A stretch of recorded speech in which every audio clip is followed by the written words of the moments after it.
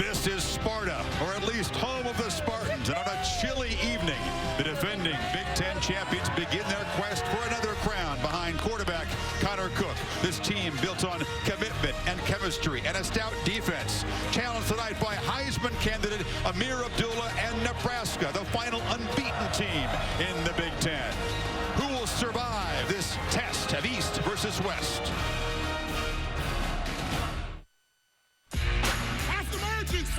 Hard work, dedication, grit, the fuel for a Big Ten battle. But I want you to tell me I want you to believe, because this is something that I must use to succeed. Nebraska's best shot comes from Heisman contender Ameer Abdullah. It doesn't mean anything to me right now to be a leading rusher. I'm trying to fill a legacy for this season, for this team. But Michigan State, the 2014 Rose Bowl champion, plays a Spartan defense. Tough, hard-nosed, and hell-bent on stopping anything that moves.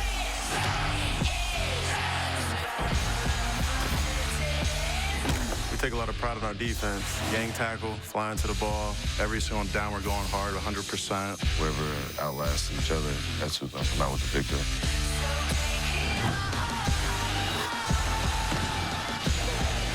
We are the aggressors. They have to figure out a way to survive. We don't have to do anything to survive, bro. We're going to thrive.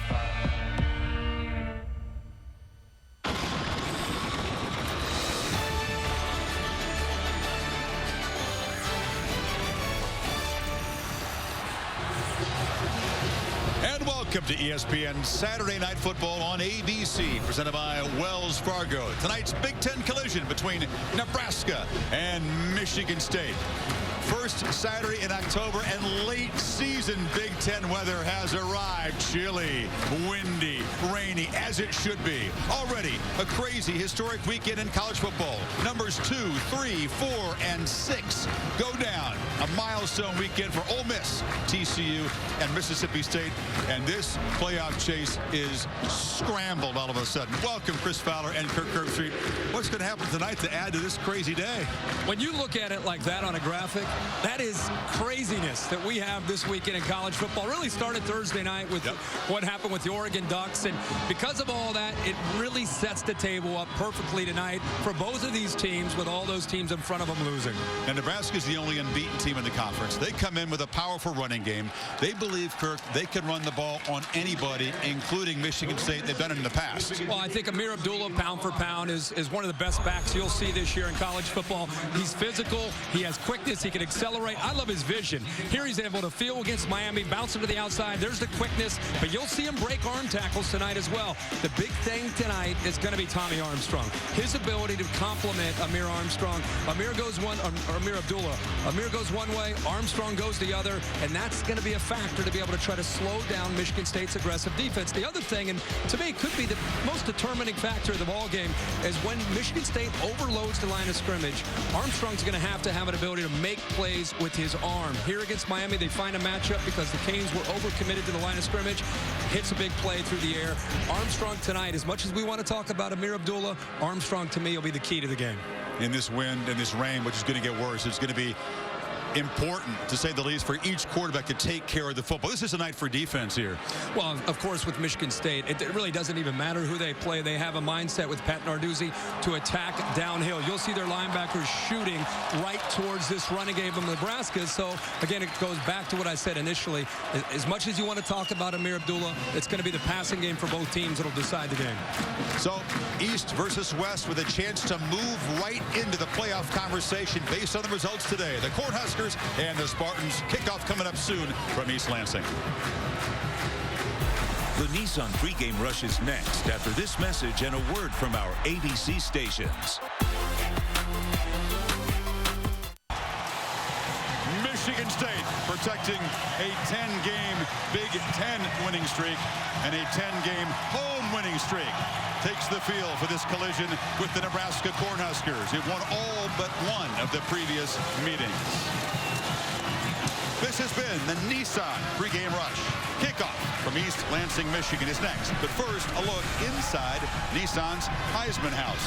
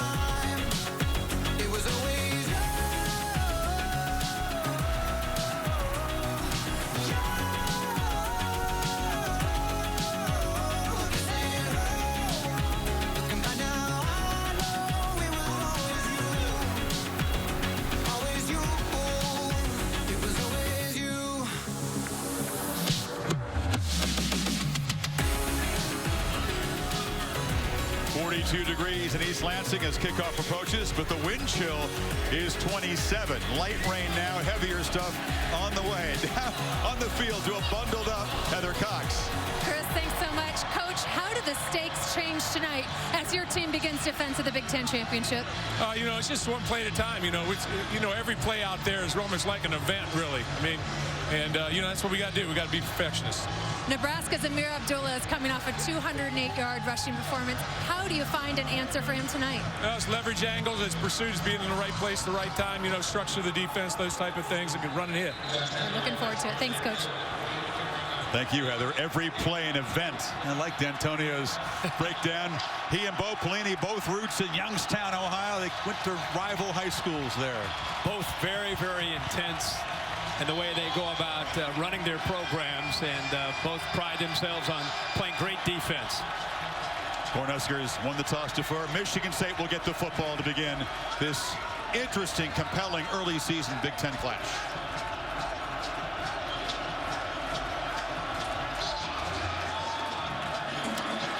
A true freshman to boot it away, Drew Brown, younger brother of former Husker Chris Brown. A short kickoff, it's into the wind tonight. Up at the 10-yard line is R.J. Shelton. And he barrels toward the 30. So the wind is blowing, Kurt, pretty stiffly right to left. It'll be at the back of this Spartans offense. Yeah, and Connor Cook likes that. That's the one way you want to start as a quarterback. Connor Cook carrying himself very differently this year. You see the numbers 15 and 2 as a starter, but what's different is he won the Big Ten championship beating Ohio State. He was the MVP. He won the Rose Bowl as a starting quarterback beating Stanford.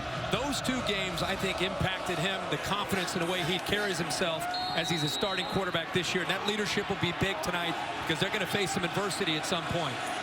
He threw it 47 times against the Ducks. Hasn't had to throw in the other 3 wins. The first play is a handoff to the senior Jeremy Langford, and he stopped right at the line. Here's the Chick-fil-A impact players, Herbie. Well, Jeremy Langford is where this offense really starts. Last year, he got things going right about this point in the season. They run 33 to set up the play-action game, and Tony Lippett is as hot as any receiver in the Big Ten.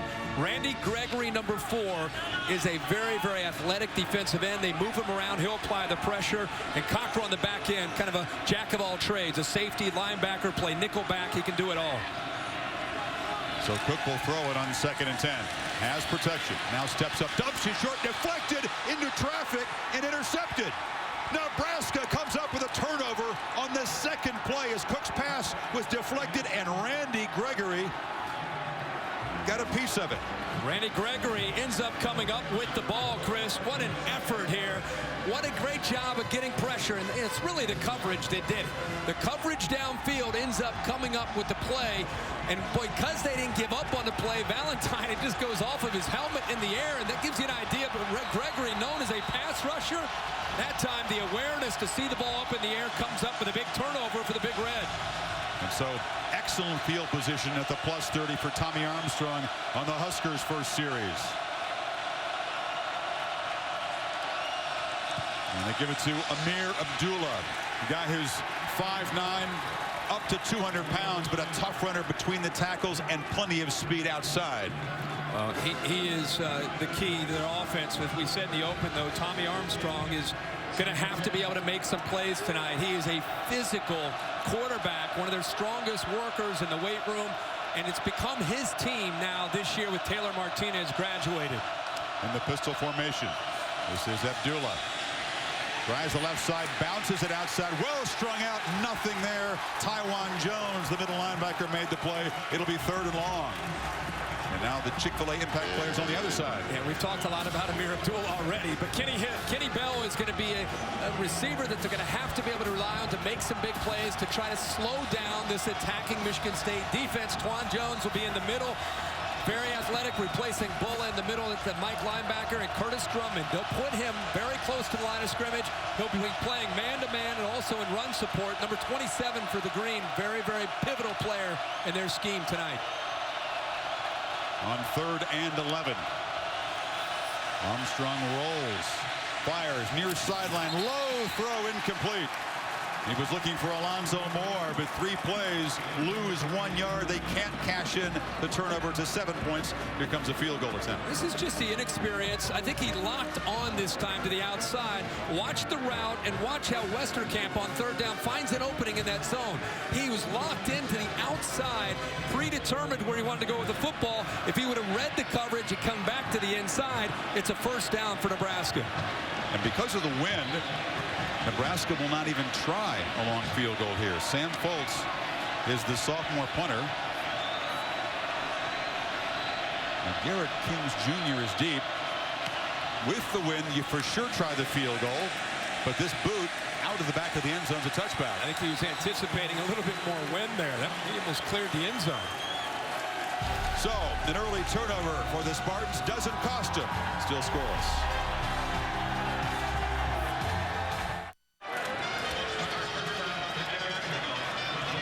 Michigan State's offense bailed out by the defense there. 3 and out in the punt after the interception. The second possession from the 20.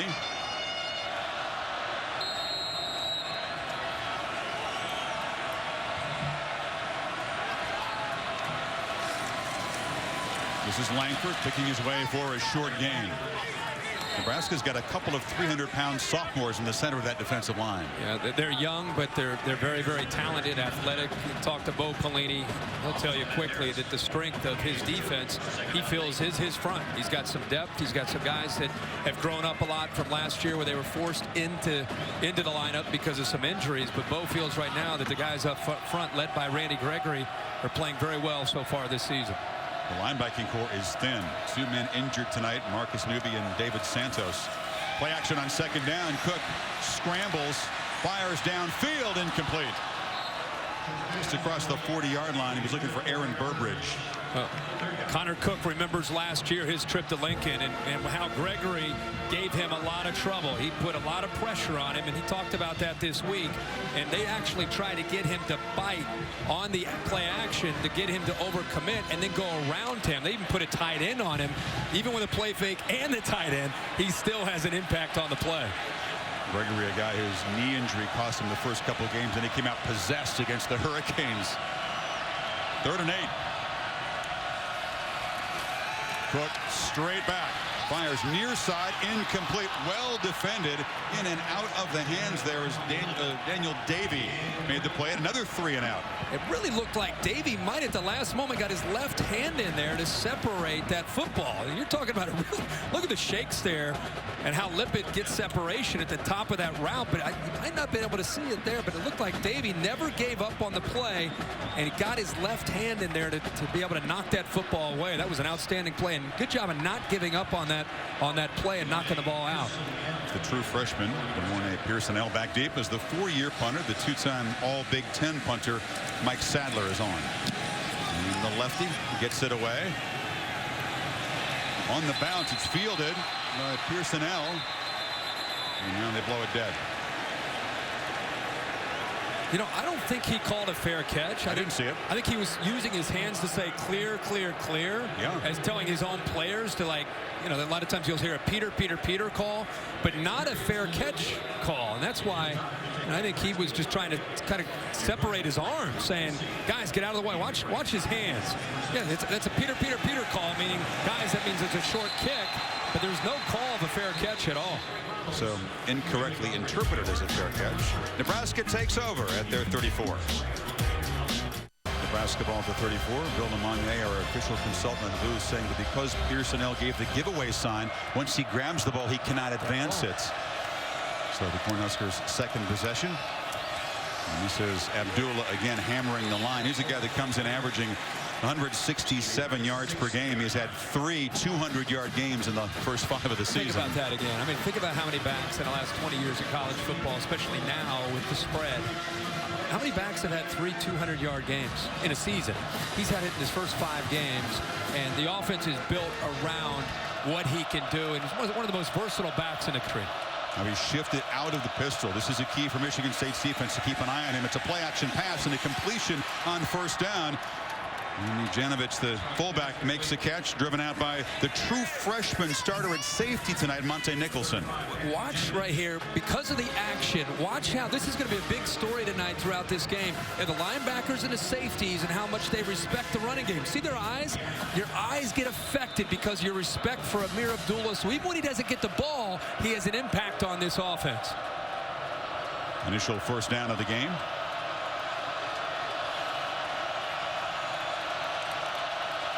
Crowd trying to make it tough on Armstrong. Play action again. Rolls out near side. Fires, and a diving catch at the 43-yard line. Excellent job by Jordan Westerkamp, the crafty, tough-to-cover receiver. And the guy catches anything and everything. We saw that, I think it was week 1, where he made that catch behind his back. This is just an amazing play. Stretching out, 1st and 10, play action. Look at the hands. Wet ball? A wet ball, gets his hand down so it doesn't even come close to touching the surface. He's a slot receiver often, who averages about 20 yards a catch. Got just 6 on that one. But you know what, against this defense, 1st and 10, a throw for a gain of 6, that is a huge accomplishment. Abdullah, they fake it to him and dropped in the backfield. Tywan Jones has the quarterback. Well, all week, these linebackers with Pat Narduzzi have been running to Amir Abdullah. When you run to Amir Abdullah, the other linebackers got to account for the quarterback. This time, Twan Jones, 34, does a great job. You can see that Eddie Davis takes Abdullah out. But right there is Twan Jones waiting in the middle just in case he comes off, and the quarterback still has the ball. That's assignment football at its finest by Pat Narduzzi's defense. Some amazing stats for this Spartan defense against the run in the first 4 games. And it sets up a 3rd and 6. Empty backfield. Spartans bring pressure off the edge. Armstrong under immediate pressure is dropped. Ed Davis got him. Chris, my first look was he offsides? I mean, it looked like either Eddie Davis is offsides or he knew the snap count. I mean, there was no way that Sturrup had a chance to make this block. I mean, he's looking, by the time he comes up out of his stance, Ed Davis is by him and in the backfield. And when Michigan State gets you to 3rd down, they pin their ears back and they crank up the pressure. And that is not necessarily Nebraska's greatest strength. They've got to avoid 3rd and medium and 3rd and long all night. And once again, the Spartan defense comes up with a stop, and here's Sam Foltz. It's a short punt into the wind, and it'll be down to about the 21-yard line. To Robert Flores for an update on this event. All right, Chris, AT&T inside the headset. Michigan facing Rutgers. This is Rutgers Gary Nova up top to Andrew Chersilli. The point after is blocked, but Rutgers is leading Michigan 2nd quarter 12-10. No doubt Spartan fans in the stadium interested in that one. Yeah, no doubt. Remember, Michigan State has a little bit of a reputation for starting slow, and there's no reason to panic. And Connor Cook in the Rose Bowl, or going back to even earlier this year against Oregon, they start slow and then they kind of make adjustments and find a way to try to attack a defense. Mumphrey in motion, but they hand it back to Langford. He tries the left side, and he's knocked down after a short gain. Really love the way this Nebraska defense right now is attacking. They know that Jeremy Langford is the guy who makes this offense go, despite the jet sweep action, whether it's Mumphrey that's going to go or R.J. Shelton that's kind of trying to affect Nebraska's defense, but they are locked into Jeremy Langford and trying to negate him. It's a Nebraska defense group that's gotten off to a slow start this year. They'd allowed 4 opening touchdown drives to opponents to begin games. Playing with house money right now. Yeah. The turnover on the 2nd play. And now Cook fires over the middle, complete. 1st down at the 45-yard line. He finds Josiah Price, the tight end, for 21. Yeah, and I think this time Josh Banderas gets a little bit lost in coverage. Watch the Mike linebacker right in the middle. Just a little bit of a move by Isaiah Price, and that was by Josiah Price was enough to impact Banderas of what he was trying to do in coverage. I think he thought he was going to cut underneath, and he ended up continuing downfield vertically. It's Daniel Davey, Cornhuskers corner, who's down on the field.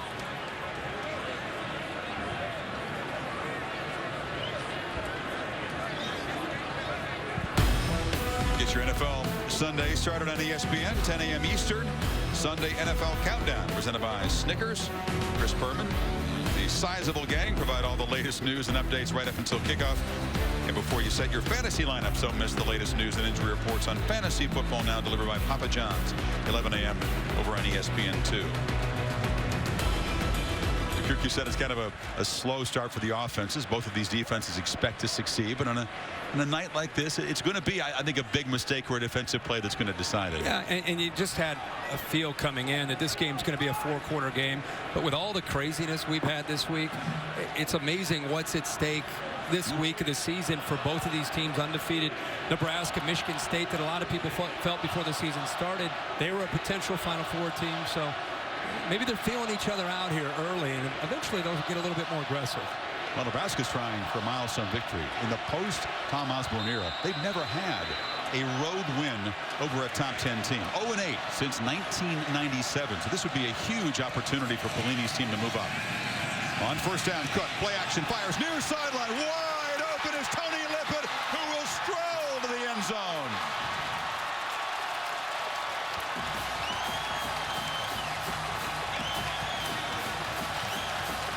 Chris, it looked like Lippett got pushed out of bounds.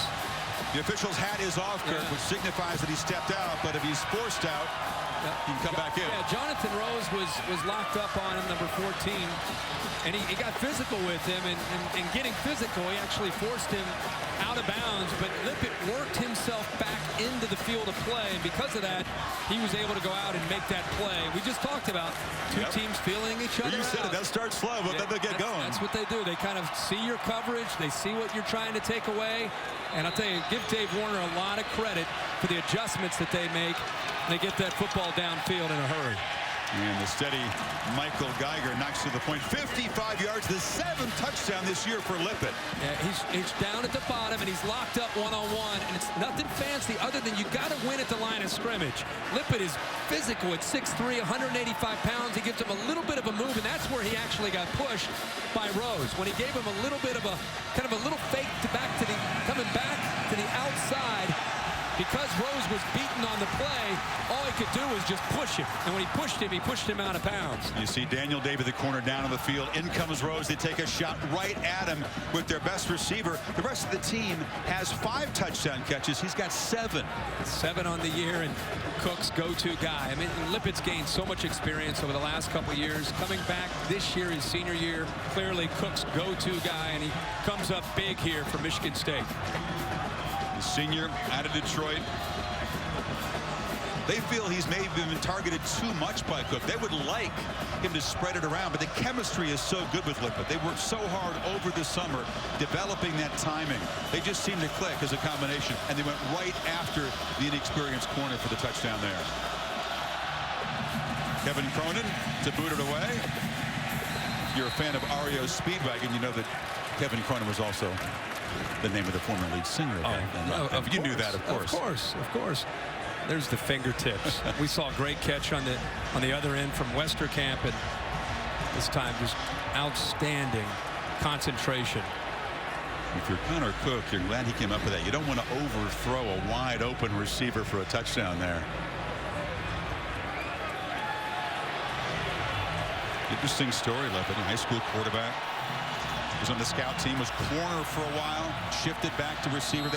D'Antonio likes to get his best athletes on the field wherever they can contribute. And now, of course, he's become the go-to guy for Cook.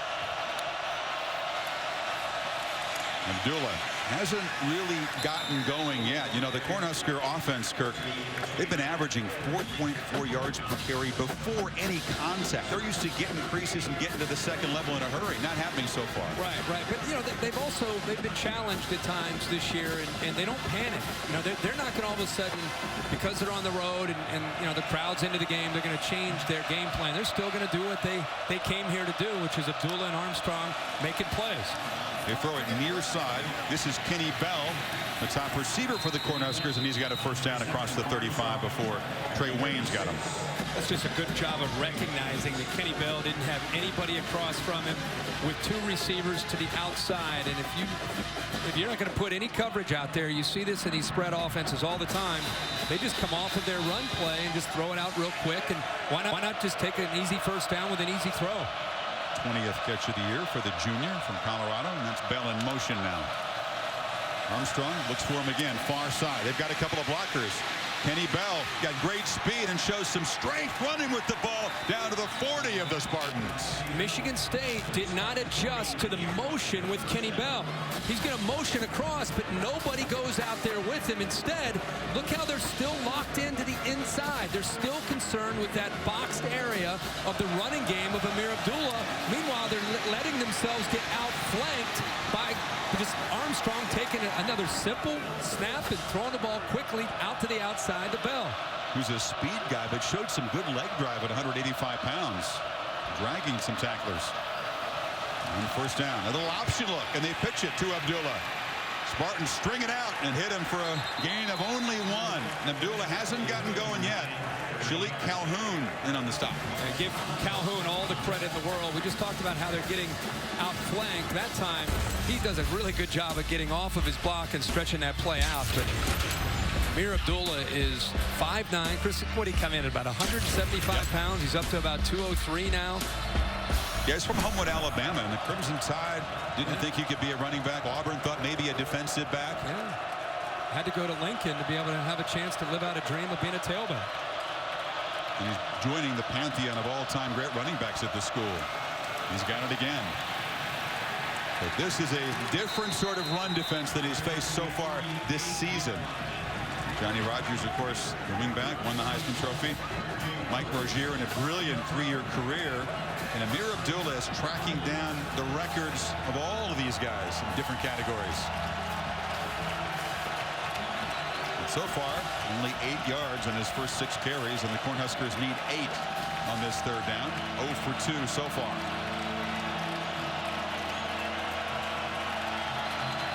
Armstrong going to call a timeout. It's a tough defense to convert on 3rd and 8 with an offense. It's not really built for that, is it? No, not at all.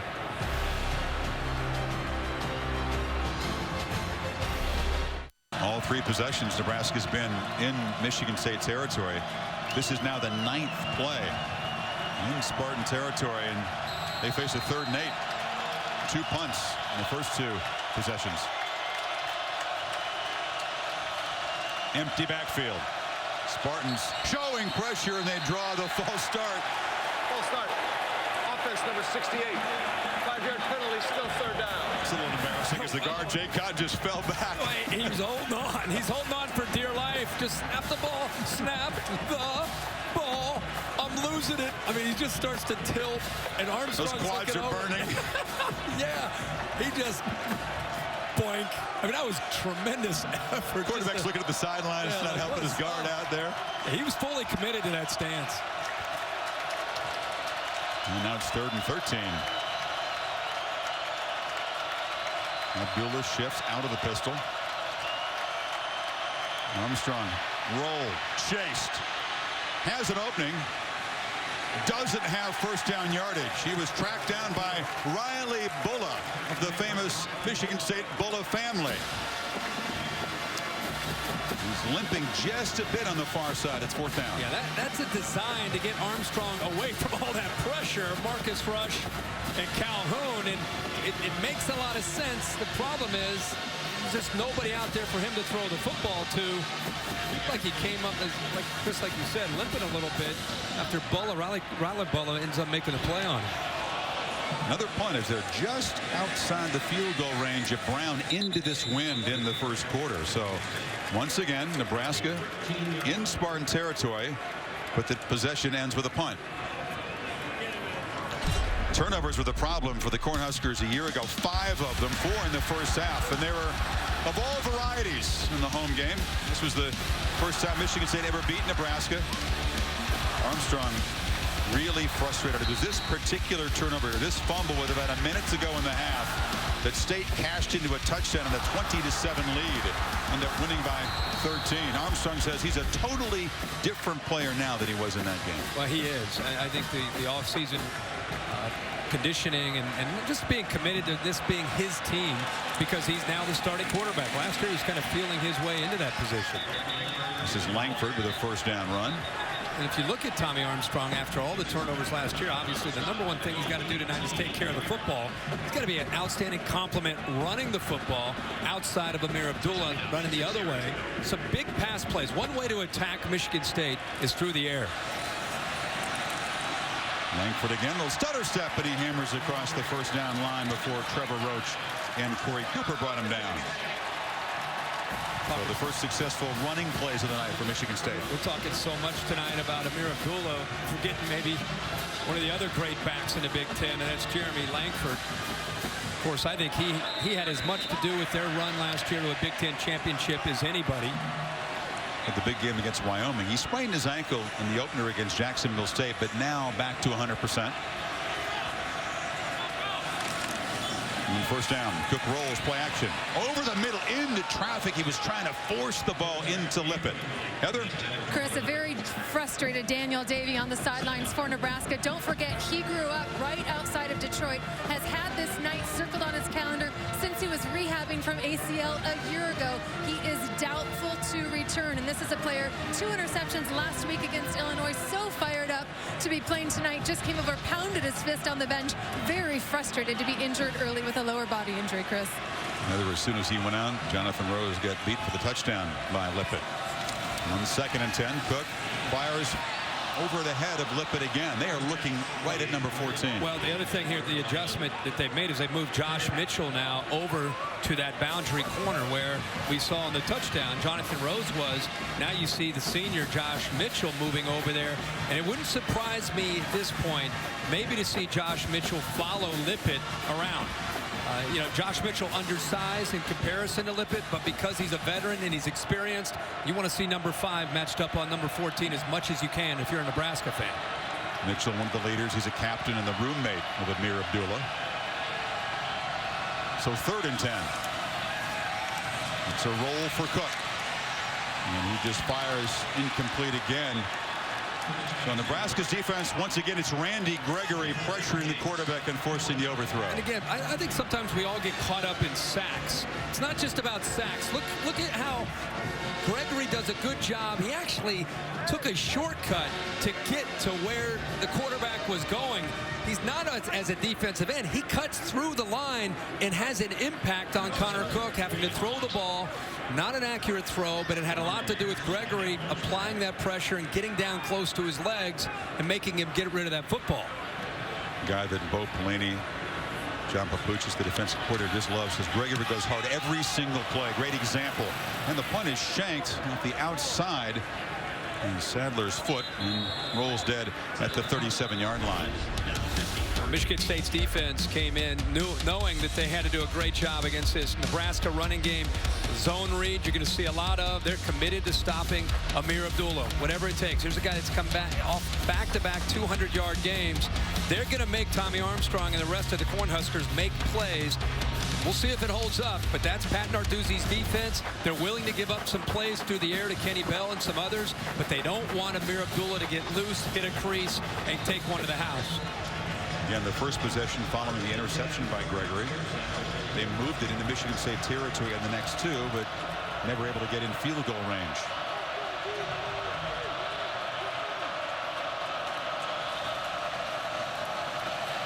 Abdullah again.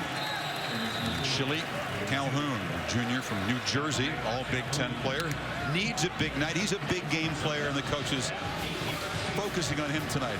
Well, yeah, I think last week was his best game. He's been off to a slow start this year with the high expectations on him. But that zone read, the quarterback's got to, if he commits down to Abdullah, Tommy Armstrong's got to play that ball out and go around the corner.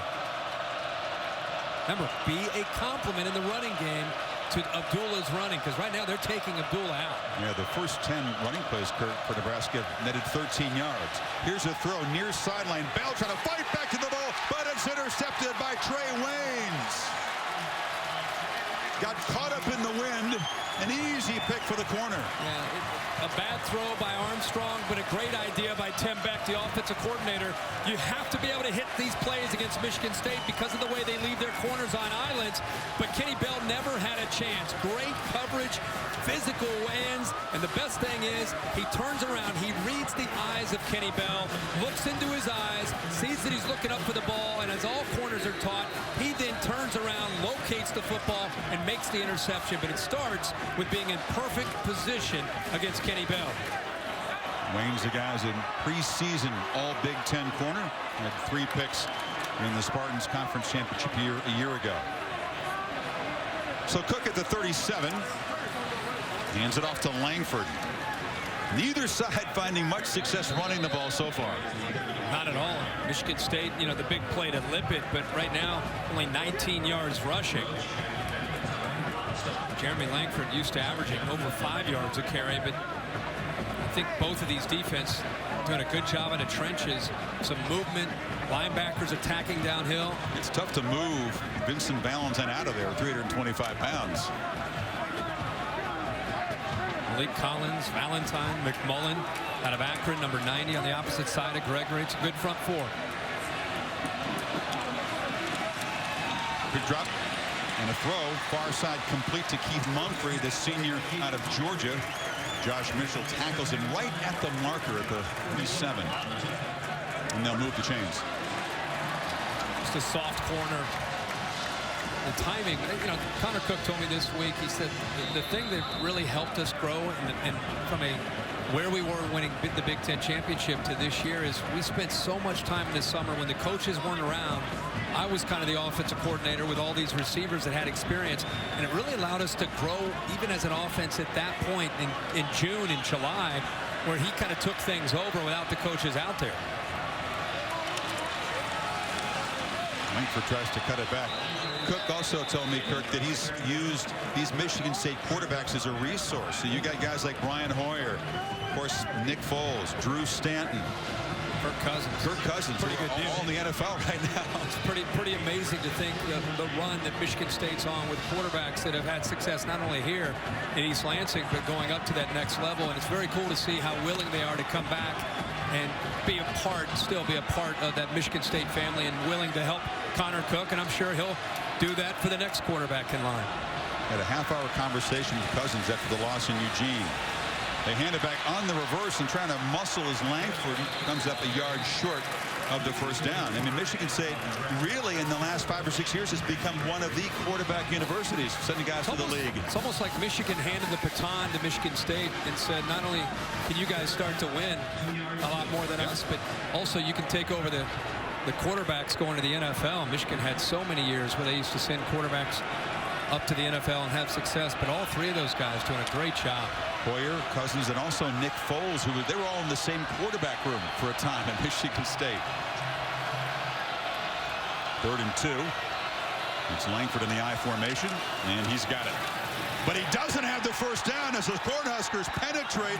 Trevor Roach, the middle linebacker, who steps in as a starter tonight, made the tackle. Yeah, Trevor Roach was lined up on the edge, but I think Greg McMullen had as much to do with this as anybody. Watch him right here commit down, and Roach is left over because of how he got a great push to the middle. He won his gap, got off the ball fast, and really Langford had nowhere to go but try to bounce it to the outside, and Trevor Roach was sitting there waiting for him. So that time Nebraska dialing up the right defense on 3rd and short. Huskers are peeking at a potential fake here at the 45-yard line. They need 3, but it's Sadler with that Aussie punt. He drops the tip of the football and tries to hit a sand wedge and knock it dead deep. He does that as well as any punter in the country. And it's down at the 1. Hidden yardage, serious weapon. When it happens as consistently as it happens here for Michigan State. That's it's one thing for it to happen once in a while, but when you pin an offense that's struggling against a great defense inside the 10-yard line. Here's the tip of the ball dropped. It helps him get that backspin on it. This is the 7th time he's done that this year, but Sadler in his career has made a specialty out of this. 54 times they've downed a punt inside the 10. That's why he's on the cover of the program tonight. You asked what? A punter on the cover? That's why. They put a punter and a guard on the program cover tonight at Michigan State. Huskers got to be very careful. They've generated nothing on the ground so far, and Joel Heath is there to stop Abdullah that time. Mark D'Antonio works for a lot of great coaches. He was with Nick Saban while he was here, when Nick was here as a head coach. Jim Tressel, who's his defensive coordinator at Ohio State. And I think Jim Tressel was outstanding as a coach at managing a game, and special teams was a big part of that. And Mark D'Antonio has learned that part of it by getting a great punter and a great kicker. You pin an offense inside there like that, you've got a defense like this, boy, that can impact not just field position, but also momentum. Defenses dominate the first quarter except for the 55-yard touchdown pass. Cook to Lippett. That's the difference after the first quarter in East Lansing. Back after this message and a word from your local ABC station.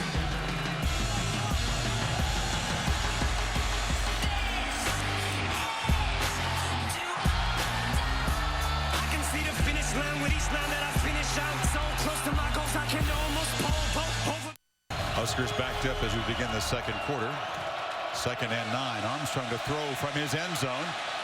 Ball comes out wobbly and incomplete. This is a team, Kirk, that rushed for 190 yards in the last game against Illinois. Just 14 in the first quarter here. They do have the wind with them in this quarter, but it's been tough going for Armstrong. Not only that, and now because of that outstanding punt, now it's 3rd down and long, which is an area, it's not a strength of theirs, against a defense that is their strength from your own 1-yard line. They've got to be very careful here. In fact, wouldn't be surprised to see them run the football or get the ball out of their hands quickly for Armstrong. It's Armstrong up under center, handing to Abdullah, who spins for a short gain. But number 8 hasn't gotten on track yet. Curtis Drummond, the All-Big Ten safety, knocked him down, and Nebraska will punt. Just to continue that point and how important it is, and we'll see the end result, because you always have to wait after a punt like that. You wait to see what the offense does when they get pinned inside their own territory like this against the defense. They go 3 and out. Now you're going to give the ball back to Michigan State, probably in plus territory, and now they've got a chance to be able to put points on the board. And it all stems from that punter putting this Nebraska offense inside their own 5. Let's see if Sam Poles can use the wind. Kings at midfield, tries to circle back and get the corner. Makes a man miss. Dances down inside the 30-yard line. So great field position for Michigan State. 19 yards on the return after a 43-yard punt. We just talked about that. I mean, it's a great opportunity. He decides to return it instead of calling the fair catch. Does a really nice job of making that first guy miss. And once he makes that first guy miss, it was Chris Jones, number 11, right there, who overcommits. Picks up about another 15 yards and a couple great blocks in the process. Now they're all the way down to the Nebraska 31-yard line.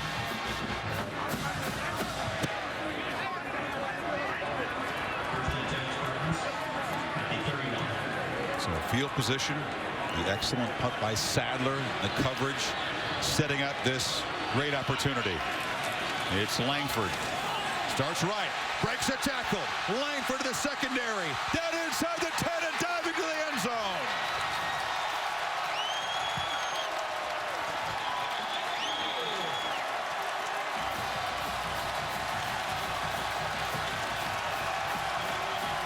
Perfect field possession football and a 31-yard touchdown run. And a couple poor angles from the Nebraska secondary that opened it up. A great run, great vision by Langford to bounce it back to the backside, and then tremendous effort to get it into the end zone. So in this duel of productive tailbacks, it's Langford off to the start. He's got a streak of 8 straight conference games with 100 yards gained. That's the longest streak by any back in the FBS. Michigan State up 14-0. The motion goes this way. Watch how the Nebraska defense adjusts to that motion. And 25, Nate Gary, right there, he slides to the inside for whatever reason. I don't know what he saw, but when he slid to the inside, they busted a gap. And leave it to Jeremy Langford to recognize that, cuts it to the backside, and then shows that heart and effort to get it all the way to the end zone. Spartans up by a couple scores.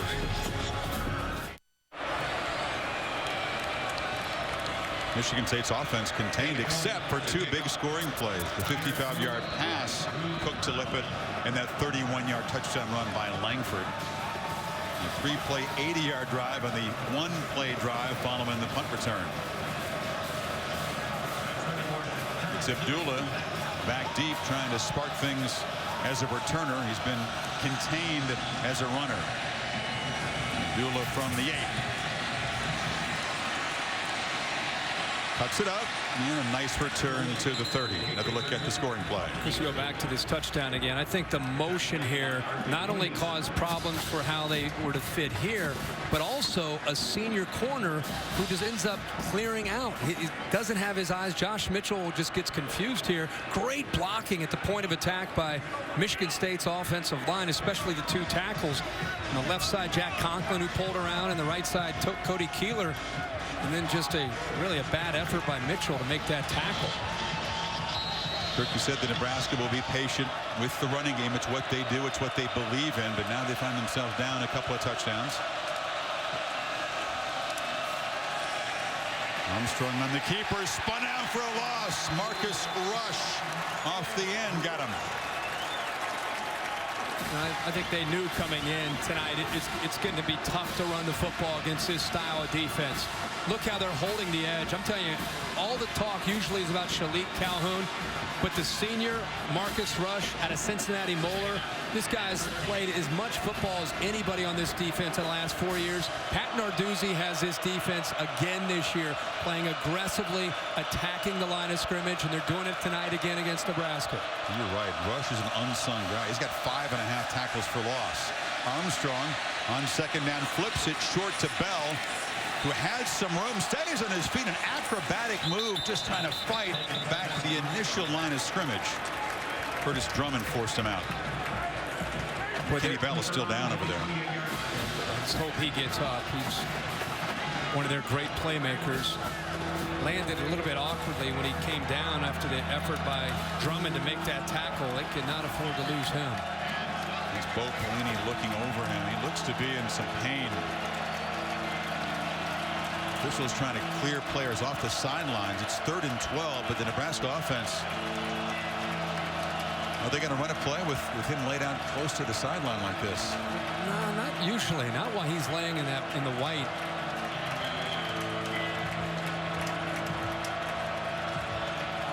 There's another look at the tackle as Bell stayed on his feet amazingly. And he still continues to run. I don't know. He just landed on the ball, it looked like, and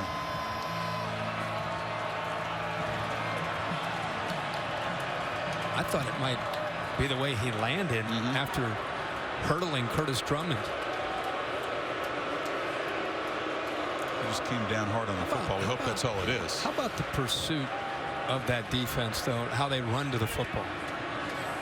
They've been doing it forever. Oh, God. This is the formula. They've only allowed 1 first-quarter touchdown in the last 8 conference games. That was Nebraska a year ago. So they get the lead, and then they just pull away and pummel you. The bottom line is, if you don't have a balanced attack, if you're one-dimensional against this defense, or if you can't throw the football, it's really, really challenging to be able to move the ball consistently on them. I mean, Amir Abdullah in this system, he's had 200-yard games the last couple weeks against Miami, Florida, and Illinois.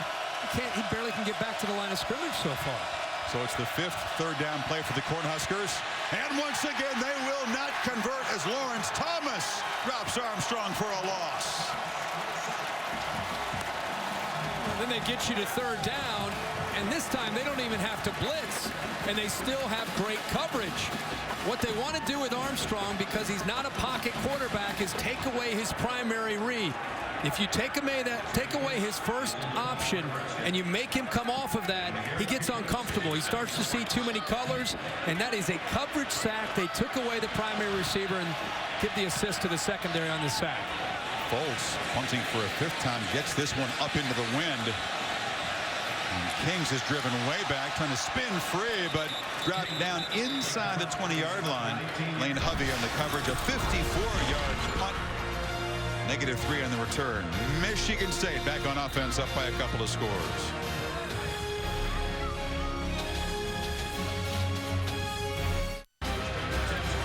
Folks in East Lansing in a great mood. The Spartans are up by a couple touchdowns. Wisconsin, considered the preseason favorite over in the West, lost to Northwestern. They got a kick out of that here. Michigan's losing at halftime to Rutgers. All's good at the moment. At the moment. Spartan Nation. Yeah. We can change fast, but at the moment. They fake it to Langford. Cook rolls out a first down throw. Looks over the middle. Fires. Catch made. And that's Aaron Burbridge across the 40-yard line. So a first down throw, and now the game plan loosening up a bit with the lead. Yeah, and they like to move him around, move the launch point. He wanted to actually go to the right. The receiver was bracketed, so he comes all the way back from his right all the way back to his left, which is his third option, and puts it right in the position for Burbridge to come back to the football for a first down. That's the experience right there of Connor Cook. Play caller Dave Warner told us he had regrets about his play calling at Oregon. Had the lead. He felt he wasn't quite aggressive enough, and given that position, he would not make the same mistake. The ball comes loose, though. Langford lost the handle, and the Cornhuskers have it. Trevor Roach, the bottom of the pile, and a turnover, so suddenly fortunes perhaps shifting here. Yeah, it looked like Byerson Cockrell got in there as well, 28.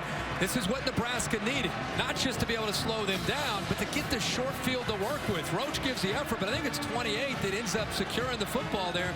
Cockrell, kind of the guy that we talked about in the open, a guy that's got to make plays. But a nice job of getting penetration by Greg McMullen to knock the ball loose from Jeremy Langford. And now Nebraska's got great field position here to see what they can do with it. Uncharacteristic of Langford. And the first lost fumble for the Spartans this season. So Cornhuskers at the 41. Once again, they're in Michigan State territory. This is the second time they've begun a drive after a turnover in plus territory. A first down throw for Armstrong. Fits it into a gap, but Tariq Allen makes a catch and picks up 9. You know, I think we're all watching the screen and we're thinking, okay, nobody's covering the inside receivers. You've got to be able to take advantage of this guy right here. Nobody's across from him, so you just perfectly thrown football. A great route where Allen just kind of sat in the soft spot, and the more success you have of doing that, it'll open up the running game for Amir Abdullah. And second and short. Maybe. Abdullah stopped immediately. Maybe it'll open it up. But they really do. They have to be willing to throw some on 1st and 10. Let Michigan State know that it's there. Otherwise, it's very tough to move the ball and running it. One of the true freshmen playing tonight for the Spartans defense, Malik McDowell, nose tackle on that stop. So it's 3rd and 1.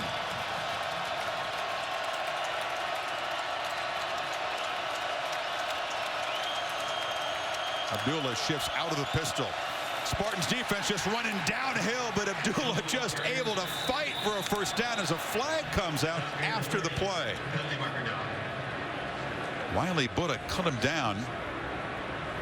Hard-earned yardage. Will the first down stand? The Spartans say it's on Nebraska. Here's John O'Neill. I think it was a late hit. After the play was over, personal foul, unnecessary roughness. Offense number 74. The result of the play was a first down. After the enforcement of the penalty, it'll be 1st and 10. It's the senior guard, Mike Moody, so they get the first down, but back it up 15. That will not improve Pelini's mood. No, the play's over. And he comes from the right of the screen, 74, plays over. It wasn't necessarily that it was a big hit. It was probably an effort by him, but the whistle had blown for a couple seconds. The play was dead. And then he just decides to dive into the pile there right in front of the officials. And they had great field position, and now it pushes them back. It was after the play, so it's 1st and 10. But at the 45 instead of the 30. There's a first down throw. This is Allen.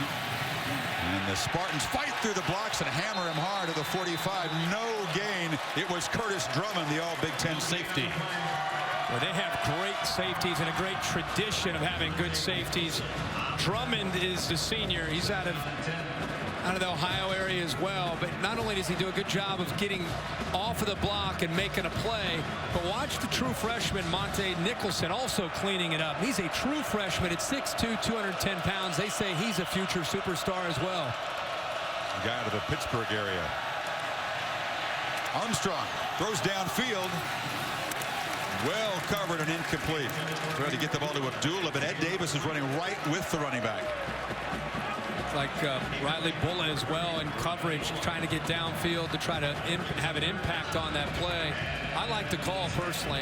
The running the football is just very, very tough to do. And even though that was 2nd and 10, the idea of trying to get one-on-one coverage with a linebacker against Amir Abdullah who can catch the football like a receiver, good call, but good coverage that time by Bullen. 3rd and 10. Armstrong rolls out. Nobody open. And he fires low and incomplete. So once again, Nebraska starts in plus territory.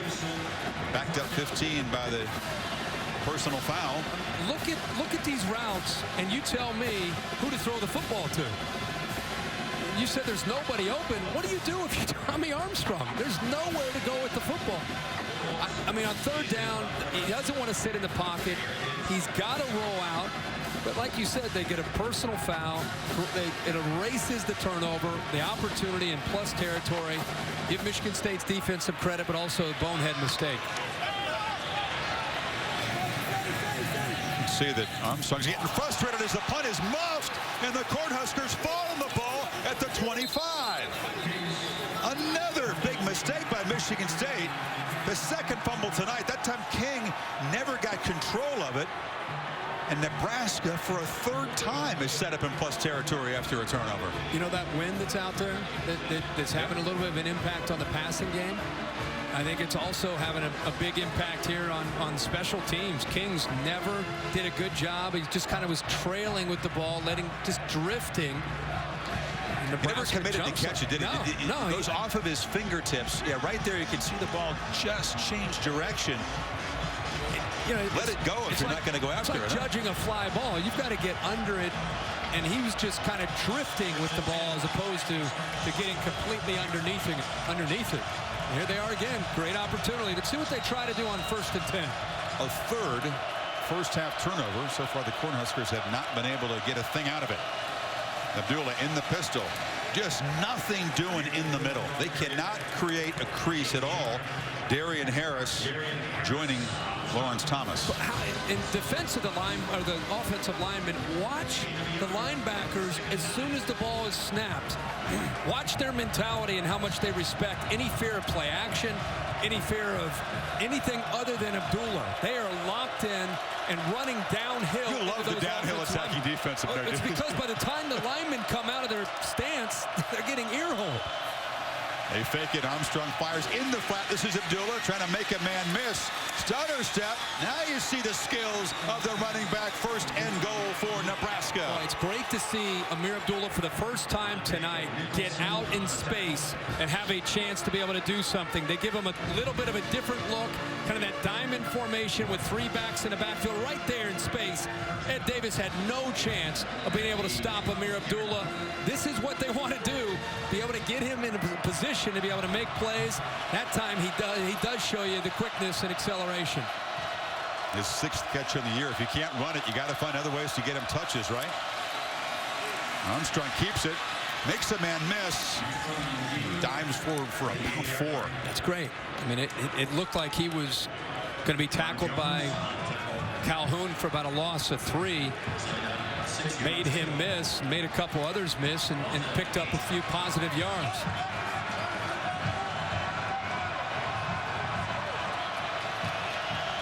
Nebraska running its 20th play in plus territory tonight. In the Wildcat, this is Abdullah. Straight ahead. Oh, had a block, but the Spartans knocked the ball loose and pick it up. Shalik Calhoun is running the other way. And Michigan State once again finds a way to kill a drive.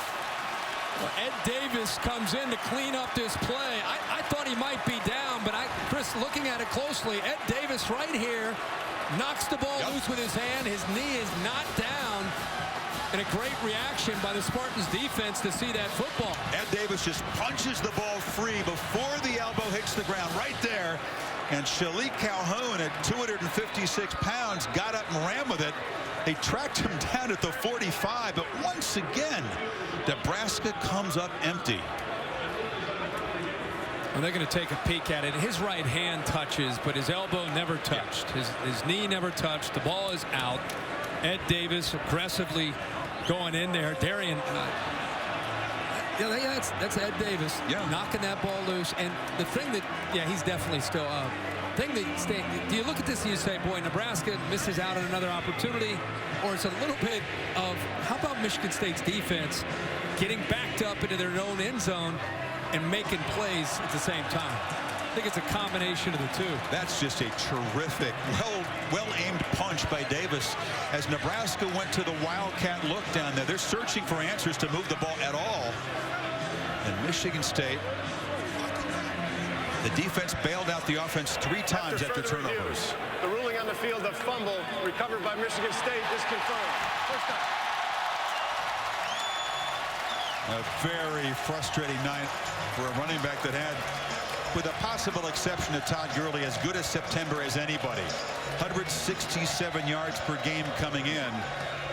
He's carried it already 13 times, but only for 21 yards, and now a fumble.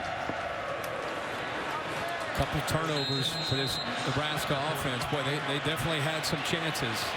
Now let's see how their defense holds up against Connor Cook, who's just starting to warm up. And a first down throw for Cook. Caught! Breaking free is Keith Mumbry. You see how accurate Cook is. There wasn't a lot of space for that throw, was there? No, not at all. But I love the call here on 1st and 10. And I love that he didn't give up on that play. That's pretty physical coverage that time. But he's able to not eventually pulled away, but the coverage is tight. It's just a great throw by Connor Cook. Josh Kalu was right there on Mumphrey. The quarterback does have confidence in his arm, and for good reason.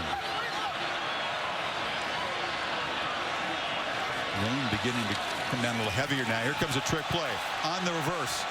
There's some room for R.J. Shelton, but the Cornhuskers string it out well. They stop him short of a first down. So now Dave Warner up a couple of touchdowns. Started opening up the playbook here. These are some of the wrinkles in the way this offense has really evolved over the last couple of years. This is Nick Hill, little 5'8" senior tailback. He's given Langford a breather, and he carries for a first down inside the 20-yard line. Boy, all these missed opportunities, Kirk, that Nebraska has had. They have 3 takeaways. If Michigan State punches it in here, goes up 21-zip. Halftime approaching, the rain falling. Things looking not great for the red and white.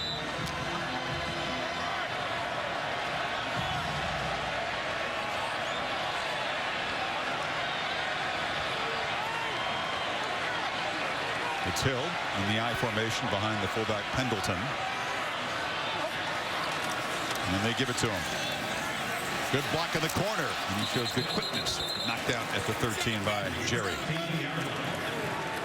Langford does most of the damage for this offense, but I think Nick Hill is a nice compliment. Delton Williams will also come in, the sophomore, more of a pounder at 230 pounds. But this offense really has everything you're looking for. I mean, you've got an experienced quarterback. You've got backs led by Jeremy Langford, a big offensive line, which they always have here, and 5 or 6 receivers that all can run every single route that you have. And a team that has experience and confidence off of the year of winning a Big Ten championship. Another second down carry for Hill, who darts down inside the 10. He's a guy who's a graduate. He could have transferred and played another year at another program instead of backing up Langford, but the coaches appreciate that he's stuck around. I think great teams have tandems. They've got to have more than one guy typically to have an outstanding offense, because you get running backs and offenses like this where you still like to run the football a lot. Langford needs to take a series or 2 off, and to be able to have Hill, who's completely different style of runner. He's more of a kind of side-to-side, quicker back, whereas Langford's kind of a slasher. So they bring something a little bit different for the defense to have to deal with. This formation on 3rd and 1. But up inside, and the Cornhuskers rise up at the 10-yard line, and Malik Collins stopped them short. So 4th down and short. Collins is a heck of an athlete at 300 pounds. He and Vincent Valentine anchor that inside of that front 4. Sophomore from Kansas City, off to a strong start. So it's a field goal attempt from Michael Geiger in his career, 19 of 21. Just a sophomore.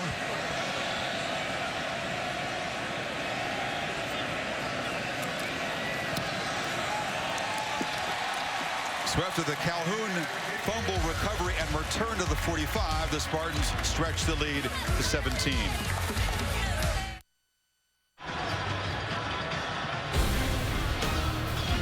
Football featuring the former Spartan quarterback Kirk Cousins on the Washington Redskins. It's Pete Carroll's Super Bowl champions, Russell Wilson and the Seahawks, 8:15 Eastern Time. Also available on the Watch ESPN app. So the Spartans don't get 7 there. That was an important stand, Kirk, for the Nebraska defense to not fall 21 points down in the rain on the road with an offense that's struggling against a great defense. Yeah, the third down play by Collins really saved Nebraska to be able to keep them in this game and give them some hope. But until this offense starts to make plays, it's going to be tough. Abdullah fumbles it, comes up with it now at the 11-yard line, and now has a little bit of a crease and accelerates across the 30-yard line. So 4:25 before halftime for the Cornhuskers to cut in to this lead. Kirk, our longtime research guru, Chris Felica, a.k.a. the Bear, has tonight's Aflac trivia question. Okay, Bear. And now it's time for the Aflac trivia question. As you referenced earlier, 3 Michigan State quarterbacks starting tomorrow in the NFL. Prior to this season, which was the last Big Ten school to have 3 starting quarterbacks in a single NFL week? Really? You'd say maybe Michigan right off the bat. Away. Bear wouldn't ask it if it were Michigan, because that would be too easy. That's why I'm feeling Illinois or Purdue. I mean, you actually giving me a chance this week, Bear. And first down, Armstrong fires, but misfires, trying to get it to Westerkamp. Nothing working for the quarterback so far. No, and I think that Tim Beck, the offensive coordinator, knows that they're going to have to be able to have success throwing the ball. Michigan State dares you. They're over on the other side of the field looking at you saying, we dare you. Our corners are locked up man-to-man, right in the face of your receivers. Our safeties are isolated. We dare you to throw the ball. And if you don't, we're going to stop your running game. Armstrong fires far side again into tight coverage, and now the flag comes in. They're going to get Waynes, who had the pick earlier on interference against Tariq Allen. Well, they're physical. I mean, they challenge you that time. That was a close call. Pass interference, defense number 15. Ball will be placed at the spot of the foul. Automatic first down. The goal for Narduzzi's defense, he said, the corners have to disrupt the timing of the route, the line. They do that every week. A little too disruptive there. I think with his right arm towards the end of the play came through for the interference. But I just love to see Tim Beck saying, "Hey Tommy, we're gonna have to make some plays through the air." And that can soften this defense up and give you a chance to run the football. But you're gonna have to throw to run. That's Allen in motion. Now he's got it in the flat, but the pass kind of overled him, and he stumbled forward. No gain. There are a lot of teams that face this Michigan State defense where they lock their corners one-on-one. There isn't anybody behind them. They're on an island. And then they'll put their safeties in what they call quarters coverage, but they're really in man-to-man situations. And they try to pick on the safeties in coverage and the slot against the inside receivers. Abdullah out of the backfield, and again Armstrong had him wide open, overthrew him. Ed Davis pressured him, but that's on the quarterback. Well, he hurried his throw. He's still a young quarterback who's getting more and more comfortable when they drop him back to sit in the pocket. He realizes way better than me and you the pressure that's coming at him. Ed Davis was coming. I mean, it was 3, 2, 1, get rid of it. And I think his eyes, instead of being downfield to his receiver, he's looking at number 43 coming right at him, and that's affecting his accuracy and his rhythm. They need 10 on third down. Spartans showing pressure up the middle again. Play clock at 2, got to hurry. Didn't get it off. Nope. Did not get the play off. The Spartans showed pressure right up the middle, and that caused some hesitation. Snap. Delay of game offense. 5-yard penalty, still third down. Chris, the third down, they show blitz, and then as the ball just play it all the way through. Watch the ball snap. Now watch. Defensive tackle, the nose guard drops. It's a zone pressure. So your offensive line's on the road. You're trying to figure out there's 7 guys at the line. Who's going to come? Who's going to drop? And at the snap of the ball, the nose guard, Lawrence Thomas, drops along with 2 other linebackers. Look at the average distance to go on third down for it. Almost 9 yards. No wonder they're 1 of 7.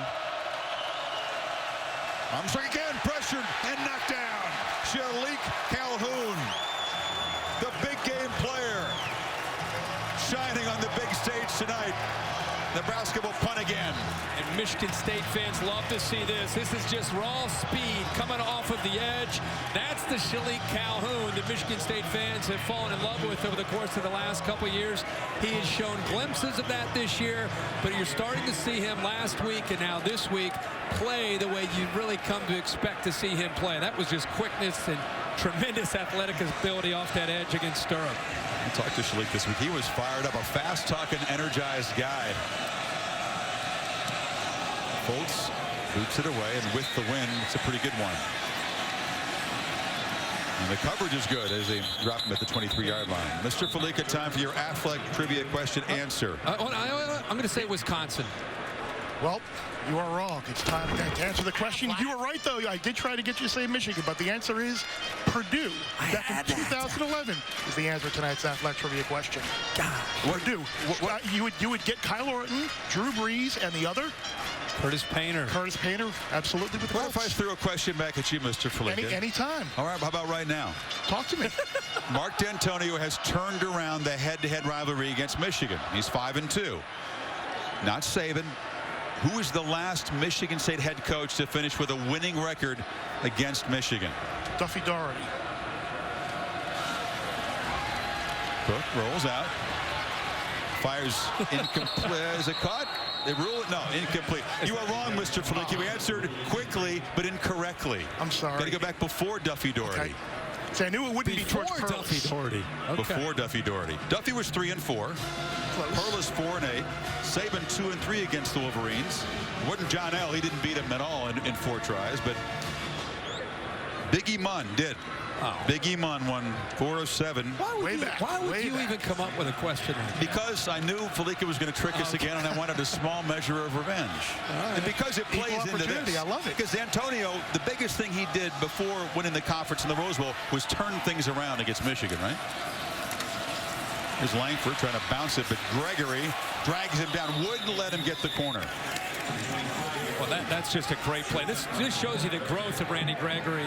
Used to be, last year as a junior college player, his first year, just more of a pass rush, kind of a specialist coming off the edge. Now he takes on a block first, and then he also chases the play down. Look at that. He's going up against an offensive tackle, takes him on, sheds him, and then has the speed to chase down Jeremy Langford from behind and bring him down. That's a big-time play by Gregory. Earlier we had the pick on the carom that the Cornhuskers couldn't cash in. There's a 3rd down and 9 for Michigan State. Perhaps Nebraska will get the ball back. Pelini wants to get a timeout and does so just before the snap. Didn't like what he saw on defense there. No play. The crowd's excited, but timeout was called. So 1:56 before halftime as the rain falls a little bit harder and the Spartans face 3rd and long. They're out. Tomorrow on ESPN, the chase for the NASCAR Sprint Cup title heads to the contender round. 12 drivers begin. Only 8 are going to advance. Headed off to Kansas, 1 o'clock Eastern time over on ESPN. Also on the Watch ESPN app. I think this for NASCAR, we'd have a rain delay because it's starting to get a little heavier here. It is. I think part of the reason that Bo Pelini called that timeout, they move Randy Gregory around. He's not just a defensive end on 3rd down. They try to make the offensive line guess where he might be. And it was one of those things where they wanted to make sure they got him in the right spot. Right now, he's lined up right there, and you'll see him move.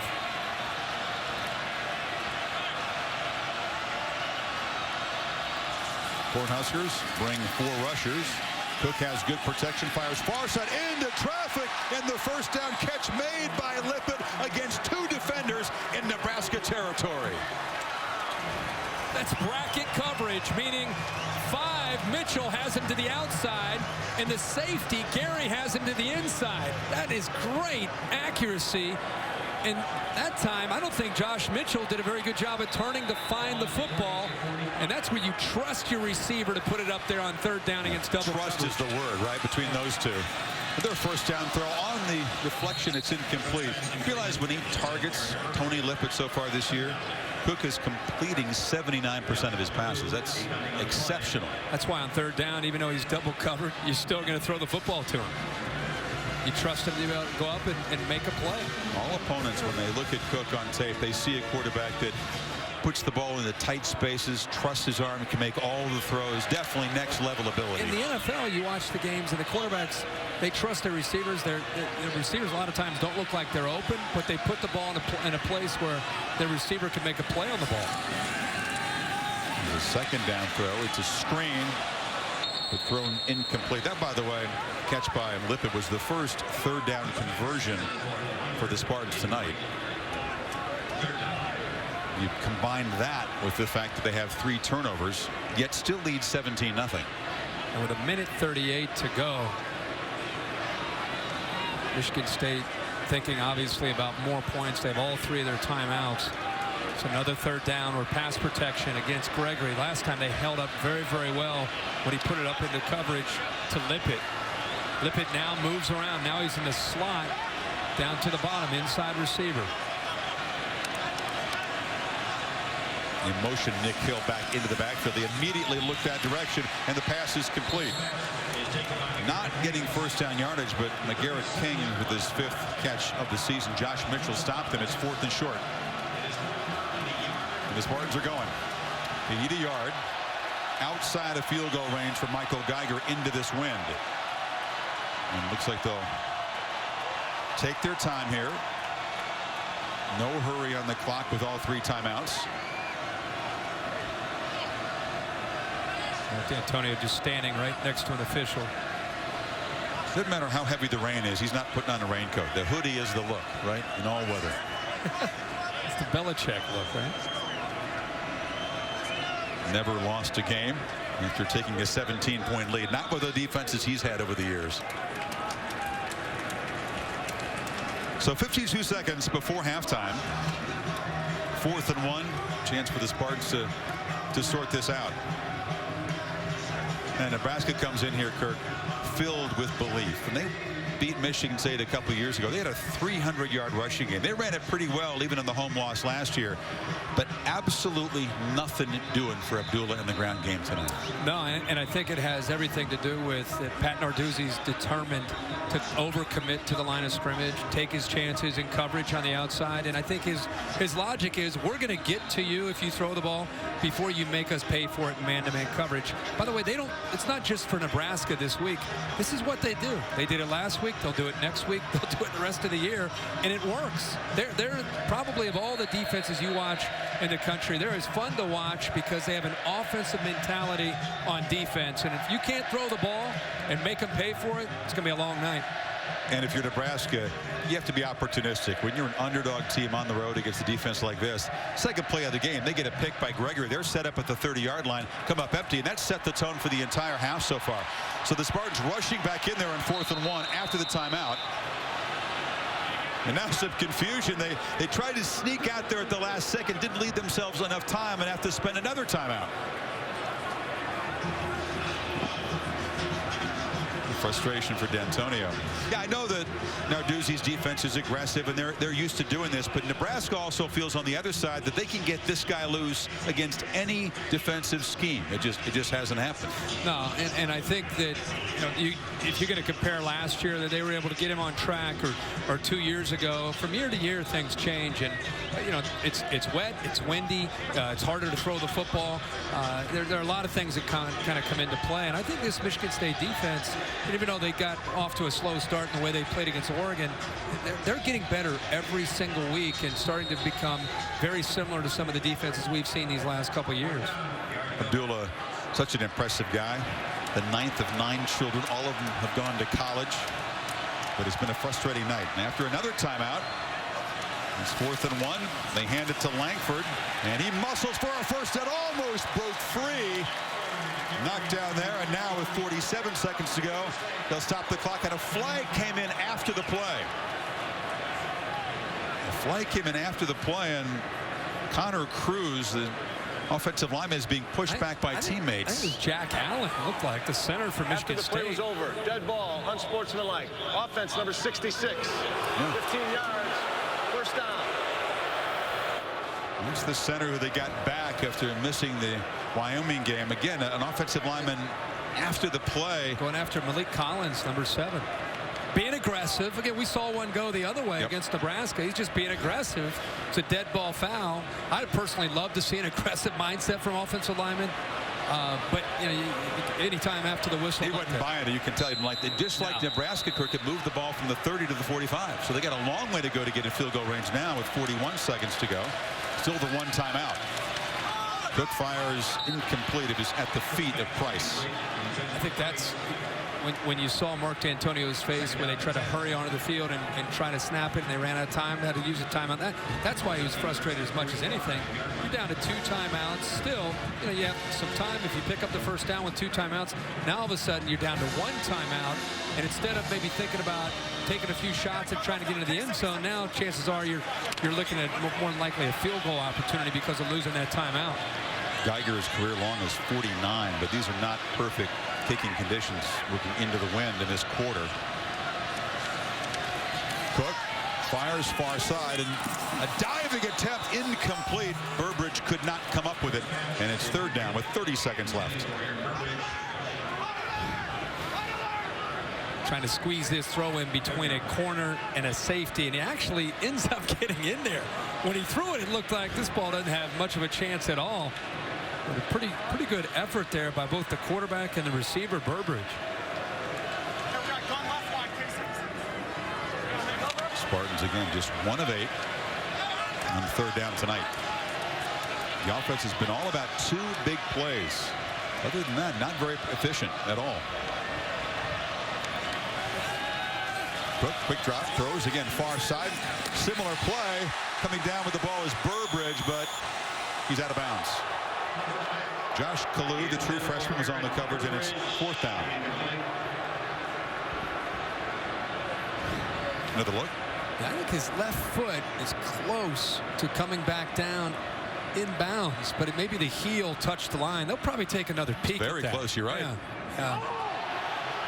They just showed it on the replay screen here. The crowd believes it's a catch.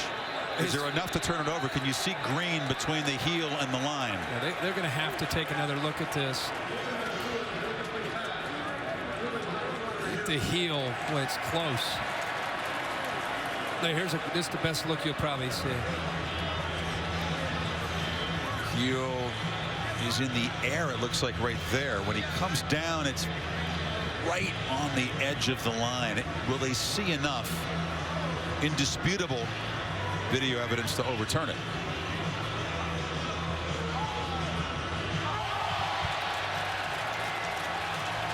Bill Lamagna, our official in the booth. What's your opinion on that, Bill? Well, we saw the foot come down, and the whole foot has to be in bounds there. The heel hit the line.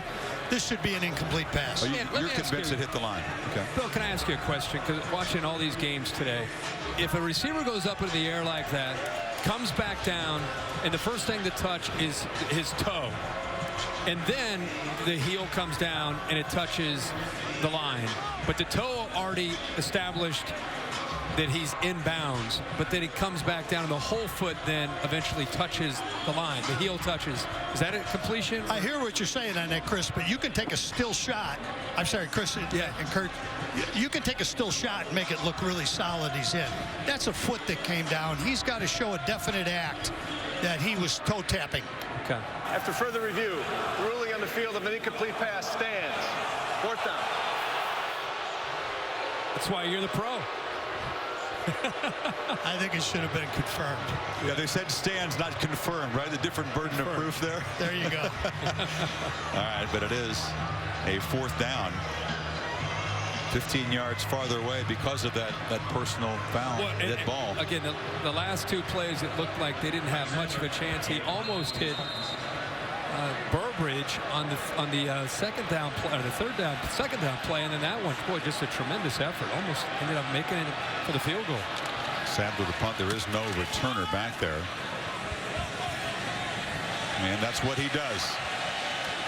Absolutely amazing at that skill. It rolls dead at the 2. Second time tonight Sadler's done that, an umpteenth time in his career. It's just it's as valuable as this defense. I mean, and the way Connor Cook plays. It's something you never can overlook and never take for granted. It happens so often when you watch him do this. Different technique that time. He did not drop the nose down the Aussie style. He just got the lefty side spin.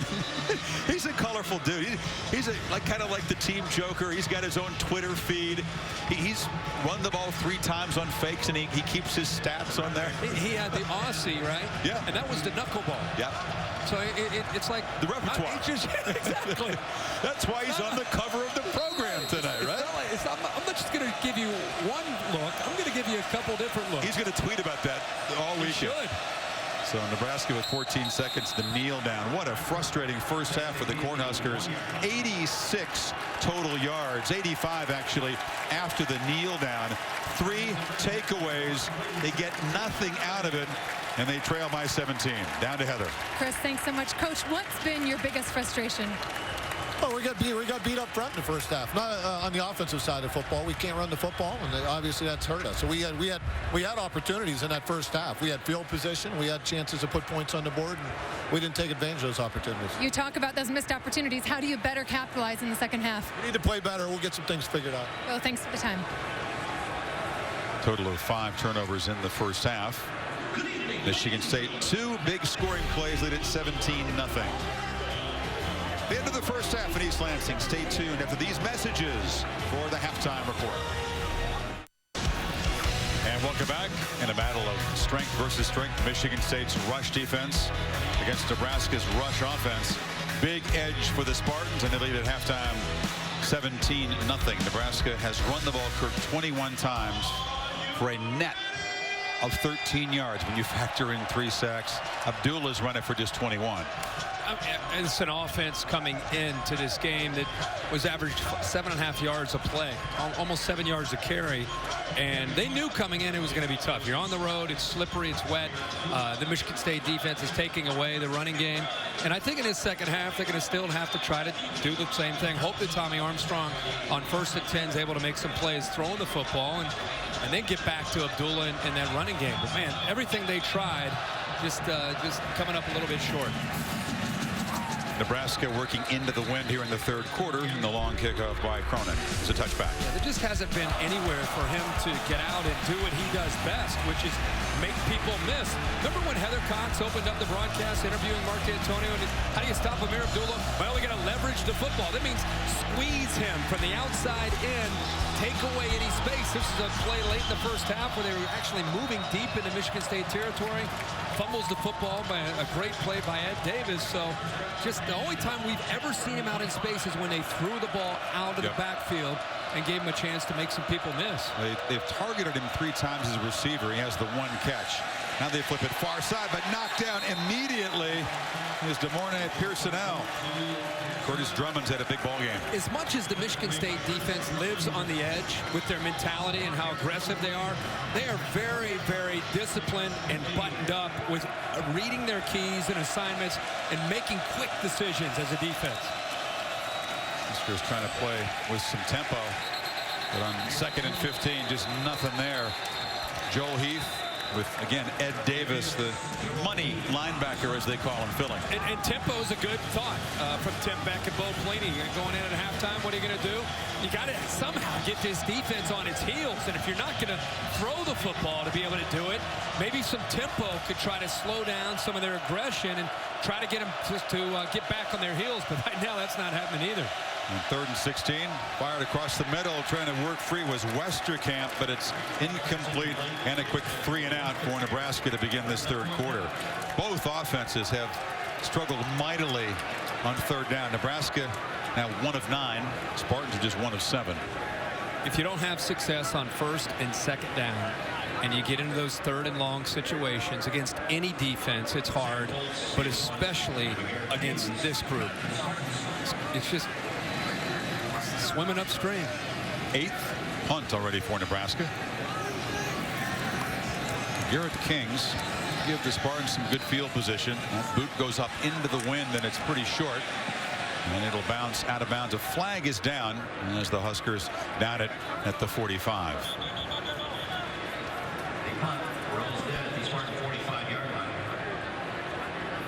Flag was on the near side.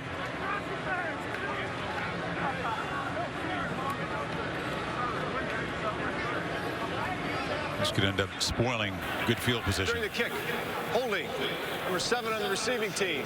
10 yards from the end of the kick. First down. That's Demetrius Cox. Heather, what do you have? Mark D'Antonio's message in the locker room at halftime: play like it's 0-0. Take it away from them. He told his team, we've been in this situation before. He was frustrated at how careless they were with the football, but then applauded his defensive effort. We talked some more about how they slowed down Amir Abdul at just 21 yards. And Kirk, like you talked about, he emphasized one more time, great pursuit, proper structure, and playing our responsibilities. Just true assignment football to contain that run game. Heather, this is one of those films, if it continues in the second half, as a defensive head coach, you just smile. You just smile, and you're proud of Pat Narduzzi and this defense, but they still have another half to go. This is Drummond. Gets the corner. You got right around Josh Kalu, who took an inside angle. It's a first down gain. Here's our Pacific Life game summary. Look at some of the key stats in the first half. Turnovers again. You don't figure to lose the ball 3 times in a half if you're Michigan State, but turned into nothing by Nebraska, who spent most of the half in Michigan State territory. Yeah, and Connor Cook only had 7 completions, but he hit a few big ones. I mean, he'd be the first one to tell you, even though they have a nice lead, he in the passing game can work a lot more efficiently than having 7 completions in a half. Yeah, 7 for 19. On first down, Drummond doesn't get much. Of course, what D'Antonio was referencing was the comeback by Oregon when the Spartans had the lead. Mariota made a play, turned it around, and it was a 28-zip run to end the game. But tonight, they're at home, and they're not facing Mariota. No, they're not in that atmosphere or facing that quarterback. But they did sit. People forget they had a 9-point lead in the third quarter. And there was a play by Mariota on a big third down that changed the complexion, and not just that drive, but the end of the game, because I think it sparked Oregon late in that football game. But they did learn from it. They said they want to keep their foot on the accelerator. There's a delayed handoff. Langford is tracked down and dropped for a big loss. Trevor Roach got him back at the 45. They lose 6. Here's the flashback. What you mentioned in September 6th, a great start for Connor Cook. Lippett was getting free, and this play. That's it. Mariota escapes and it flips the ball out. Yeah, you had both linebackers there to be able to make a play. That was 3rd and long, and they had all the momentum in the world, even though they were in odds. And by him escaping and flipping that out leads to a touchdown. Crowd got back into the game, and then it led to the 28 unanswered that you talked about. And if they had held the lead, Michigan State would be sitting right there in the top 3 and 4 with the upsets today, and they'd be in tremendous position. Cook on 3rd and 14. Fires over the middle. It's low, incomplete. Would have been a first down catch. And Mumphrey couldn't come up with it. You know, that's the other thing that some of these teams face when they play in a game like this. Michigan State's not only playing against Nebraska, with all these teams up in the front at the top of the polls losing today, they realize even with a loss, there's an opportunity for them to get back in that discussion. And so they're trying to, make no mistake, all these coaches are trying to impress anybody and everybody, especially those 13 people on the committee. Look who's back, Kirk. Colorful Mike Sadler. When he downed that previous punt there inside the 5, he made the little motion like he was petting the cat. And that's kind of an inside reference. He promised his Twitter followers he would do that. It's a reference to Faux Pelini and the cat that Bo brought out in spring. He's clever, this punter.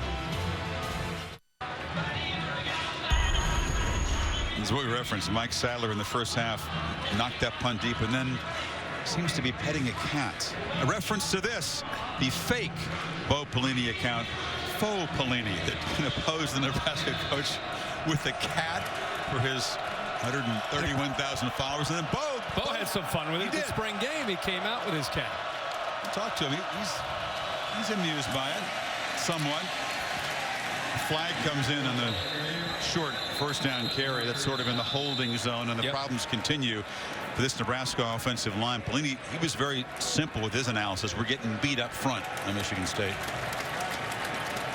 And now they're trying to hold him, to keep him from flying downhill. Well, you get beat up front because you have a front that Not when you say the front, just defensive line and linebackers. Holding. Offense number 71. Half the distance from the previous spot. Repeat first down. They are just going after what they have to do with Amir Abdullah. You know, and anybody that wants to say, well, why don't they throw it? Why don't they try to do some other things? They're building a wall. That's what they call it when they blitz their linebackers on almost every run play. They call that building a wall and making you have to either go around them or over top of them, again, with that throwing game. Another handoff and absolutely nothing. You cannot move Joel Heath, the junior from Cincinnati, out of there.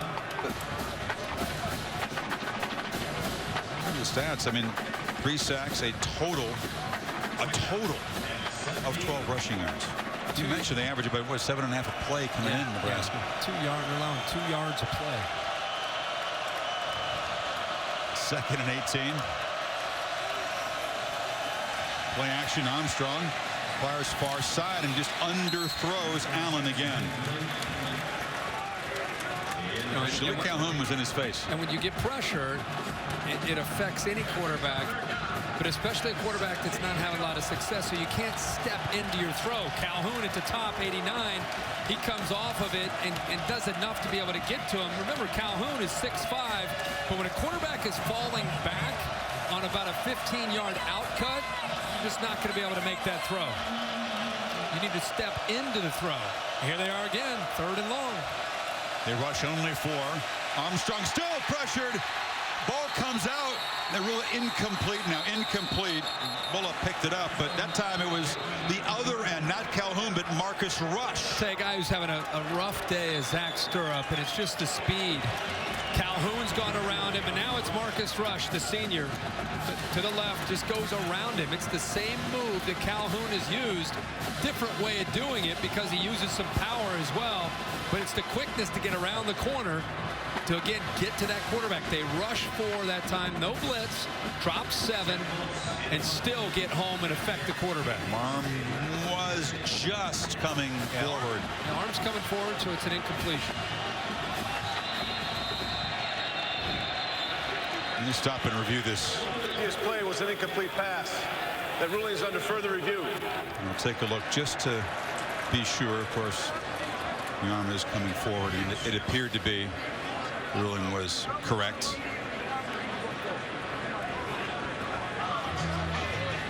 What the officials look like, and we can ask Bill, but as soon as his arm, if there's any movement at all, Bill, where it's coming forward, you're standing right there as a referee. You did it for how many years? 20 years in the Big Ten. This is the toughest call a referee has. You got to see if the ball is still in his control in his hand when he gets hit.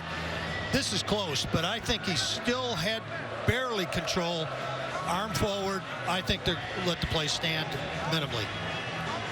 So as you're looking at this, you see that the arm coming forward, the hand. Anytime there's movement with the ball going back, obviously you get hit. Right. That's going to be a fumble. But as soon as it starts to come forward, and it just for a split second with possession of the ball, that's you're going to have a forward pass if that happens. Kurt. Okay. The helmet of Rush hit the forearm and elbow of the quarterback, and Bill's right. It was pretty close. But sure was. Bill, I had a question. If in the event they were to say that it's a fumble because the ball just, I don't even know what happened to the football. Was it recovered immediately? The ball was recovered immediately. So if they were able to determine that this was a fumble, then Michigan State's going to get possession of the football. If they didn't recover it immediately, then we would just have, even if it was a fumble, we would still just have play stands. Yeah, Spartans jumped on the ball. I don't believe there was a whistle on that play. The officials sort of let it go to see what would happen and then go and ruled it incomplete. Yeah, I think John O'Neill, the referee, gave it a second look. The ball's out. I don't think he delayed his whistle to get an immediate recovery, but he delayed his whistle just to make sure in his mind he had a possession of a ball and an arm going forward. Bill, loudest stadium in the Big Ten that you officiated in? Wow, there's so many of them. Penn State, Michigan State, Michigan, Wisconsin. Yeah, you know, Ohio State. Is that? Are they in the Big Ten? Yeah, I believe so. Bill did tell me, though, at halftime that the most intense rivalry that he refereed in was not Ohio State, Michigan, but Michigan State, Michigan. Had a nasty edge to it. I think it's a little uglier, don't you? Yeah. Ohio State, typically Ohio State, Michigan, it's hard hitting, but it's not as nasty as you might see in the Michigan State game. You're going to see 60 minutes of intense interstate rivalry in that Michigan State. After further review, the ball was ruled a fumble with immediate recovery by the defense. It'll be Michigan State's ball. Glad I asked that question. They overturned it. On the left half. Yeah, it was glad I asked that question about if was it immediately recovered. Well, they overturned the rule of incompletion. They say that Rush's helmet got to the arm of Armstrong before it was going forward. Another look. Boy, it's so close. I mean, here you have Bill, who officiated 20 years in the Big Ten, and there's the immediate recovery by Riley Bulla.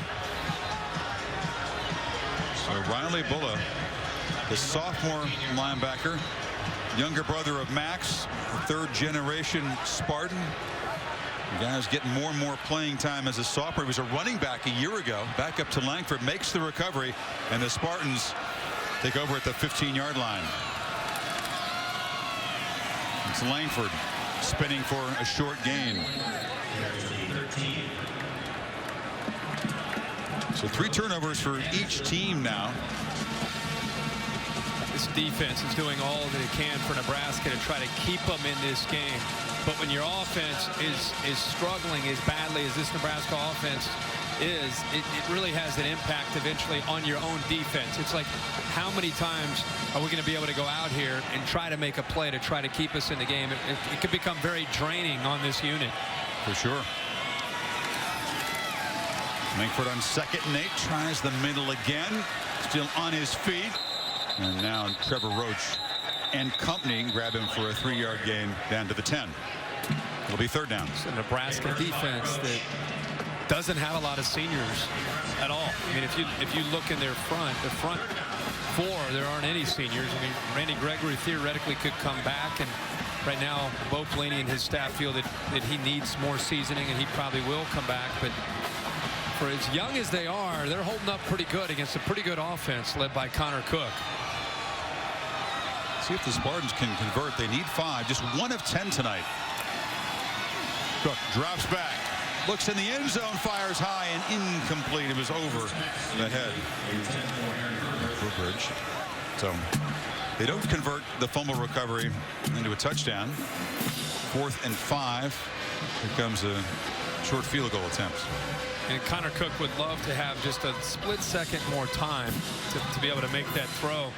Interesting how they're moving that pocket a lot. Connor Cook, an underrated athlete. It was almost a freeze option look, wasn't it? It was a speed option, play action look, and it's just to move him away from the potential blitz and pressure. And he had not quite enough time, but he was able to at least give it a shot there in the back of the end zone. 27-yarder for Geiger. And that's very easy. The guy who's missed just 2 field goals in his 2-year career. So Nebraska turnover converted to 3, and the lead is up to 20.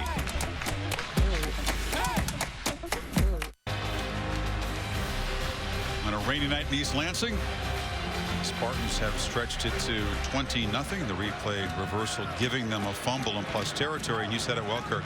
This Nebraska defense they're doing their best, taking the ball away, trying to prevent turnovers from becoming touchdowns. That are still down 20, and unless they can get number 8 loose, it's a long mountain to climb. I mean, think about it. Not only have they been put in some tough situations, Connor Cook's 7 of 21. Yeah, and they're holding up their end of the bargain tonight defensively. After the touchback, then we'll take over. Back to Robert Flores for an update. All right, Chris, Wells Fargo getting it done. Georgia Tech punter Ryan Rodwell gets the first down off a fake punt, but Marcus Gayot, the Arn Anderson spine buster, good gosh almighty, stopped the match. He's broken in half. Georgia Tech won, however, 28-17. I don't know if I love the unis there, Miami, with the orange and green look. Michigan. Yeah, it's a score of interest. 26-24. And Piscataway, Rutgers adds to Michigan's misery. Armstrong on the keeper, knocked down after a short gain by Marcus Rush again. Assignment football early when it looked like Nebraska had an idea how they wanted to attack. I talked about how Michigan State had to use that, the eye discipline of the safeties and the linebackers and play assignment football, and they've done such a great job of taking away Armstrong and Abdullah in this running game. Armstrong fires far side, pass caught by Westerkamp for a first down near the 45, stopped by Drummond. It really contained Kenny Bell. And Armstrong once again getting up and limping. He's a tough guy. Grew up in Mississippi. The family home was destroyed by Hurricane Katrina, so he moved to Texas. Won a state championship there. Malcolm Brown, the Texas running back, was in the same backfield.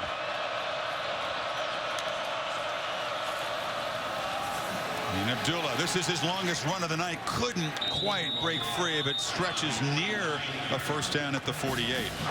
But it's his best run. Yeah, it's just great to see him have a little bit of a lane to work with. This defense has done such a good job of bottling him up, and that time is one of the few times you see the vision in the cutback lane there.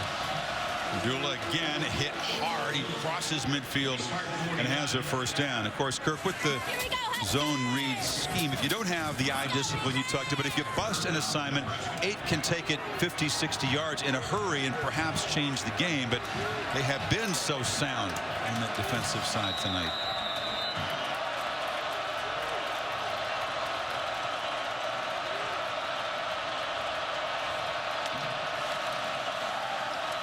There's a throw again. He seems to really be anxious, Armstrong, pressing tonight. Inaccurate on some short throws. Well, he's just rushing it. And the reason he's rushing it is, how would you like to be out there wearing that number 4 jersey against these green jerseys? I mean, he is allowing the intensity and the success that Michigan State's defense has had to get him where his mind is working really, really fast. And when you do that, it's going to affect your feet, and it's going to affect your accuracy.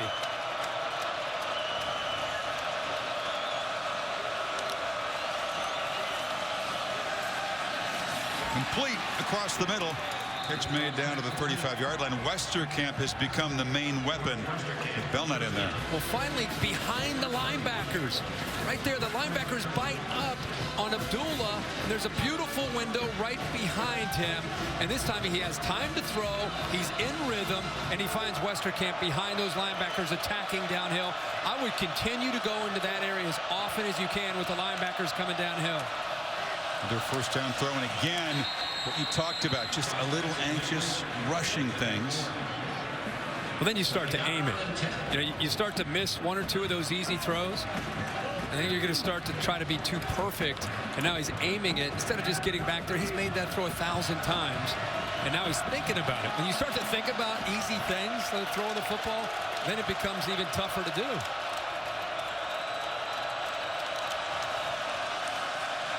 Armstrong fires incomplete, short, excellent coverage. Let's get into Heather for the latest on Kenny Bell's status. Yeah, you're talking about Nebraska's offensive struggles. They are without wide receiver Kenny Bell, who was injured in the second quarter. Injured his left groin, has been called questionable, but guys, has not returned to action so far. Heather, that means Jordan Westerkamp and Alonzo Moore are going to have to step up, obviously. They need 10 on third down. A far side throw. That's Westerkamp again, first down at the 15-yard line, and that was a nice crossfield throw. It sure was. They tried to confuse them with the pressure that they brought, and that is a long throw. Steps into it that time, Chris, and got the ball out of his hands quicker. And a great throw. He's been struggling on the balls to the outside, the quick throws. That time he puts that ball right on the money to pick up the first down. Terrell Newby, the sophomore in the game, shifting out of the pistol formation. Armstrong chased again and just fires it away far side, and here comes the flag for intentional grounding. That time both defensive ends for the Spartans met at the quarterback, Calhoun and Rush.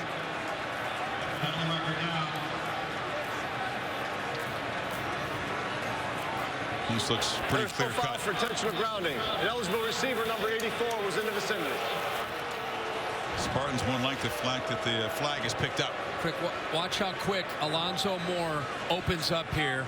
And again, it's easy to see from up here. It's a young quarterback right there. If he throws it right now, and I thought he might be looking at him off of that play fake. If he would have been looking right there, he was open for a second or two. And that's a touchdown if he's able to recognize that. He's all alone in the end zone.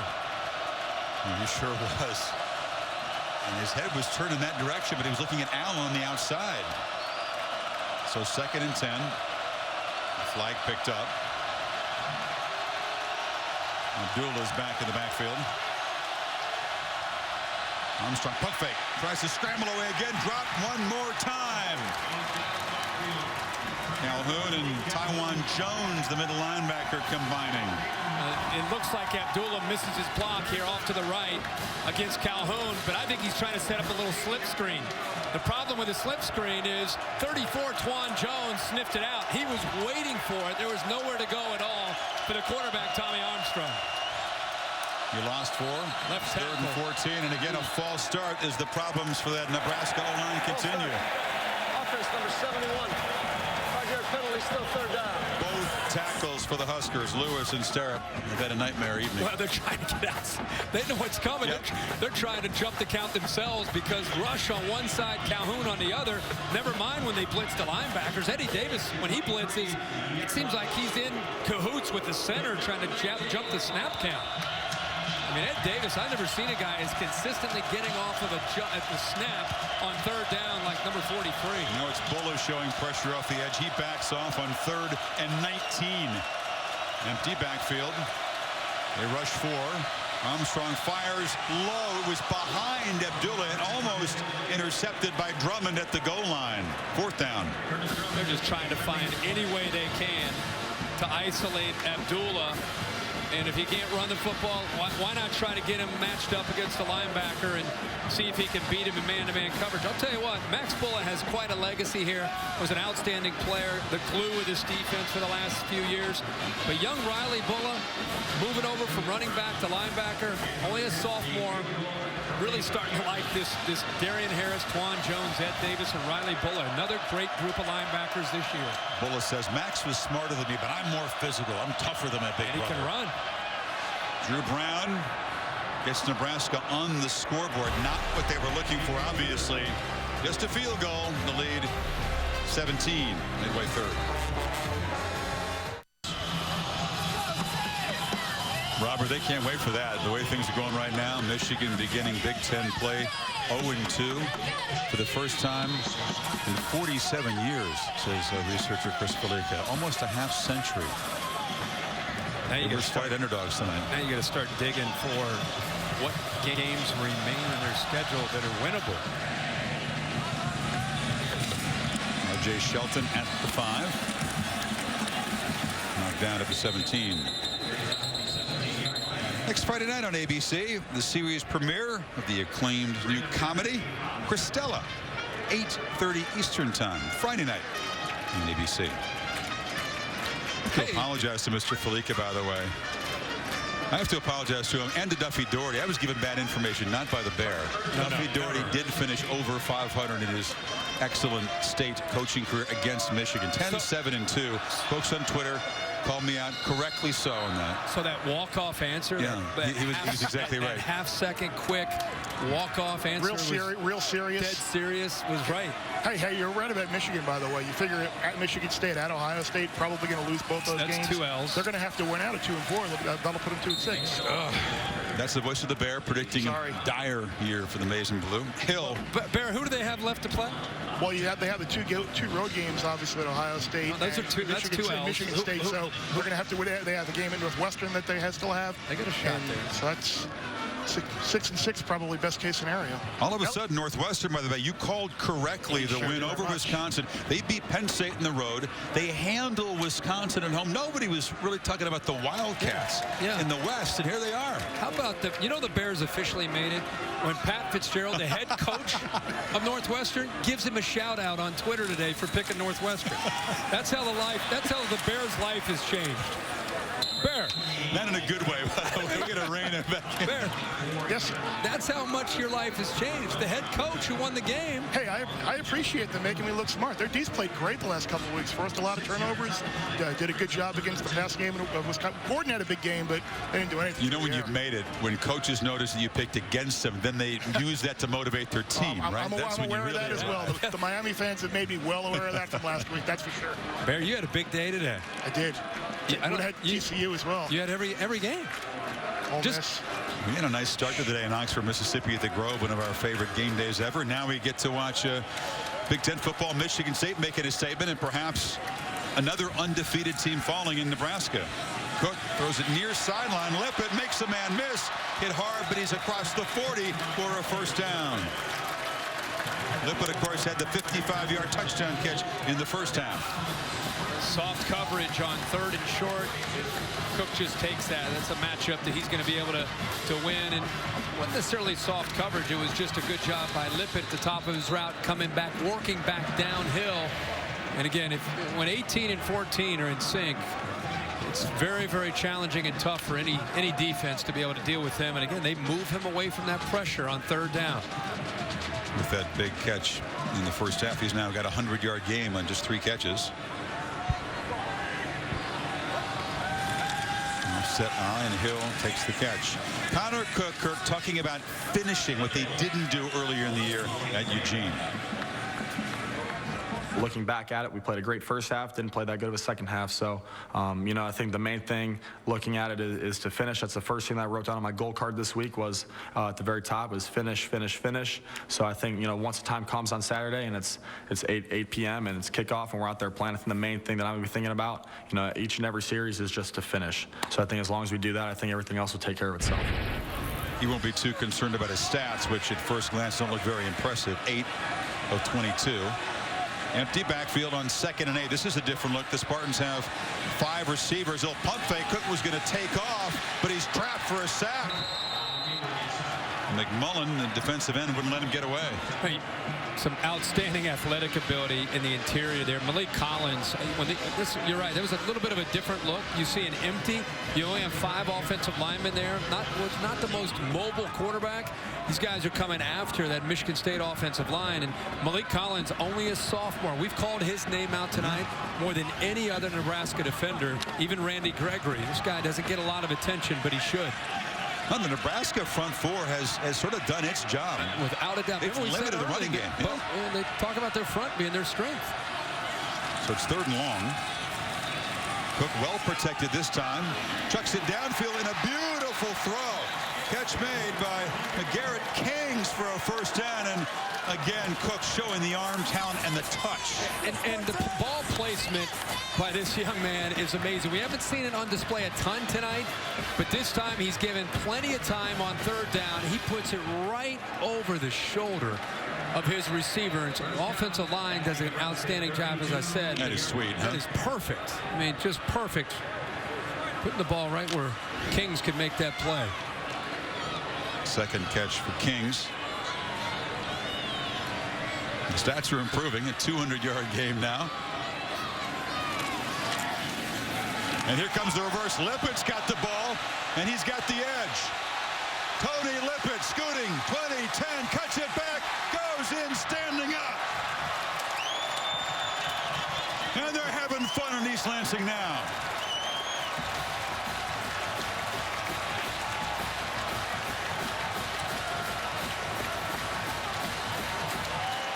All smiles from the quarterback. Tony Lippett, his 2nd touchdown, one receiving and that one running on the double reverse. That's about as well-designed double reverse as you're going to see. You might not even be able to do it that well in practice. You got a fast-flowing defense that overcommits one way, verse comes back the other way.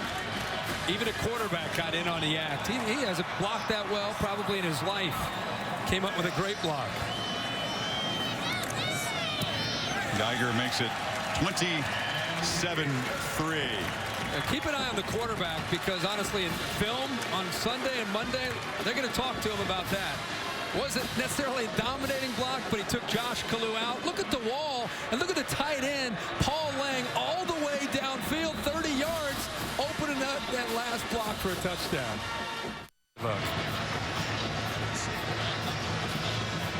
Cook made the block, but you're right, Kirk. That was just perfect timing and execution by all of the Spartans in that point. Yeah, and the timing there by Dave Warner on when to pull the trigger and say, you know what, I'm seeing some things, guys, and I think this might work right now. And one of the things he's seen is, we talked all night, Nebraska's defense has been playing well. The front's been flowing and making plays, linebackers, and when you have a group that's overcommitted, one way, obviously, to slow him down is come back with a reverse. Lippett's first career rushing touchdown. Already this year, he's got 7 touchdown receptions. The low line drive kick is another touchback. Yeah, again, this is just perfectly designed. This is the key block. We're kidding a little bit with the quarterback, but that's a key block because Josh Kalu, once he goes down, if you pull back, you'll see downfield. These linemen, it's like a convoy, and what they did, gave him plenty of room, like set up a wall down that right side. And the final block by the tight end, Paul Lang. That's a lot of fun for a quarterback because he knows he's going to get a ton of love from his coaches and teammates showing a willingness to block when he looks at the film of that. And then R.J. Shelton knocked him down with the midair bump. Yeah. So Nebraska in a huge hole. Final couple minutes of the third quarter. Armstrong pump fakes, looks downfield, has a man wide open, and the drop by Westerkamp. Nothing but green grass in front of him. That play really kind of sums up the night. It looks like the defense, one of the few times we've seen a bust, a breakdown with Curtis Drummond and Twan Jones. They both kind of covered the same area. I'd rather Darian Harris covering the same area in a little wheel route where it looked like Westerkamp might be blocking, and he just kind of snuck down the sidelines. Well designed, they just didn't execute. Now they swing it to Abdullah in the flat, and he's got some room. He's got a first down. Wet night, not easy to hold on to the football, but that was a play Nebraska needed to make. Yeah, I mean, remember, we're still early in this season. It's not just about this game right now. I mean, they're not going to come back and win this game, but you are still trying to compete. You're still trying to fight. You're still trying to find things that work for next week and the week after. Armstrong again throws up the back foot, has Westerkamp open again. Spartans beginning to get a little lax in the secondary, and then play moves it down inside the 40. Yeah, that's the second time here on this drive alone that we've seen some mistakes. And what's incredible is the pressure got there again. Joel Heath ends up getting there, getting the pressure. But the quarterback, I mean, what are you going to do? Armstrong, he throws it up there, but it was a blown coverage. He ends up making a play, and that's 2 in a row, the last 2 plays we've seen. The throw far side, too high for Allen, too short for Westerkamp. Somewhere in between there. Tommy Armstrong is a guy that Bo Pelini's going to have to build his offense around, and that's why how he reacts to this environment and this setting down 24. Bo fired up. It's something I think they're evaluating as we speak and will continue to look at. I want to see how he competes and the decisions he makes. This is his team. Took over when Martinez got hurt last year. His only loss as a starter was to Michigan State a year ago in Lincoln. Abdullah has had a very, very frustrating night. The fumble and the Wildcat run in the first half. 18 rushes for 34 yards. That's under 2 per carry. Guy was averaging 7.3 coming in.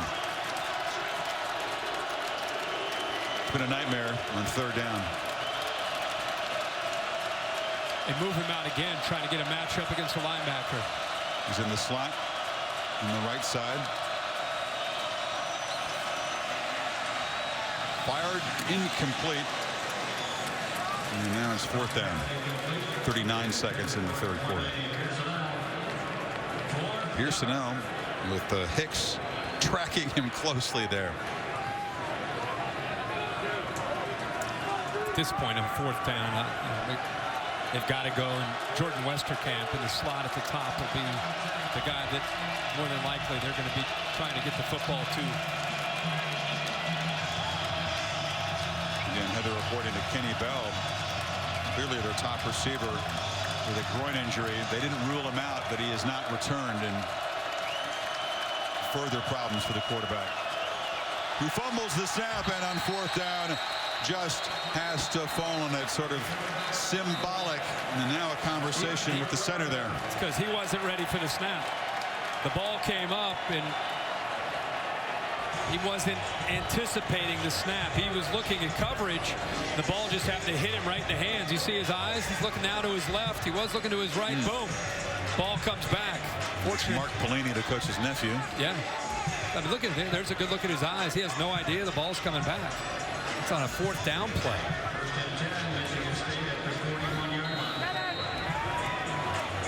And that is an uncle to a nephew, and it's not a pleasant exchange. Ugh. You don't want to be on the wrong end of one of those Pelini tirades. There you go. Jerry with the tackle. Well, Kirk enjoyed the comfort of the All-State bus here. Saturday Night Football has joined us here in East Lansing. All-State It's Good sweepstakes. Chance to win $100 grand plus a VIP trip to the college football playoff semifinal game at the All-State Sugar Bowl and the national championship game as well. Weekly prizes throughout the season. It's one grand prize winner. It's all that. End of the 3rd quarter in a soggy evening in East Lansing, but a happy one for the host, 27-3. Back after this message and a word from your local ABC station.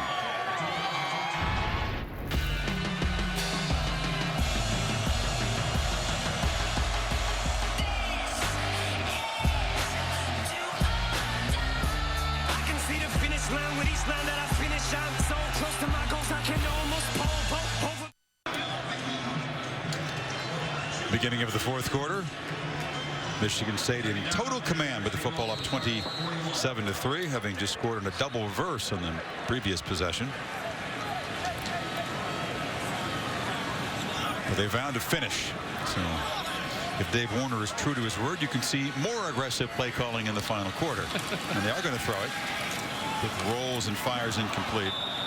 He's back behind Burbridge. Michigan State's next 2 games at Purdue next week, then at Indiana, and then Michigan comes here on October 25th. So as you look ahead, you make them clearly favorites in those 2 road games. You'd have to love their chances against the Wolverines and Ohio State, the big ABC game on November the 8th here. I don't know. You think they can go to West Lafayette, get a win? They should be good. Like their chances. Yeah, they'll be all right. Their whole season will come down in November 8th. Cook on 3rd down swings it to Langford. A little stiff arm, but he's brought down. Good tackle by Zaire Anderson for a short gain, and it's 4th down. Really, I mean, when the season before a game was played, I think everybody looked at November 8th as a game that not only could decide the Big Ten Eastern Division, but could have huge ramifications on teams those 2 teams trying to get in to the Big Ten championship and ultimately into the Final Four. JT Barrett and the Buckeyes a big win at Maryland on the Terrapins' Big Ten debut at home. He'll be tested, Barrett, when he comes in here, but you like the way that he's improved after the Rocky game against the Hokies. Sadler, and this one will be returned. Here's an L, cuts it up, and the true freshman accelerates into Michigan State territory and knocked down at the 43. So again, Nebraska has great starting field position. They have not been able to capitalize tonight. A 33-yard return for the freshman.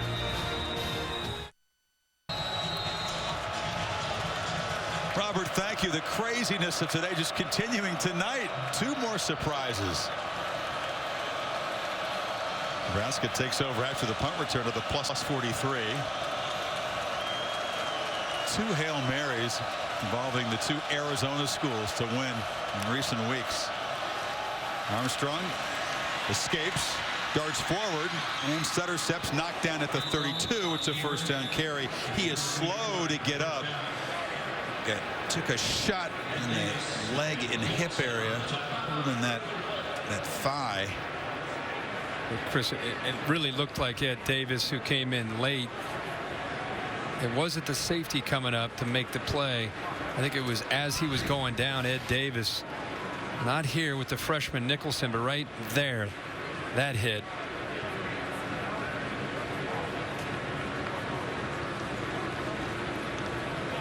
Nothing dirty about it. Davis arrived. Quarterback hadn't yet gone down.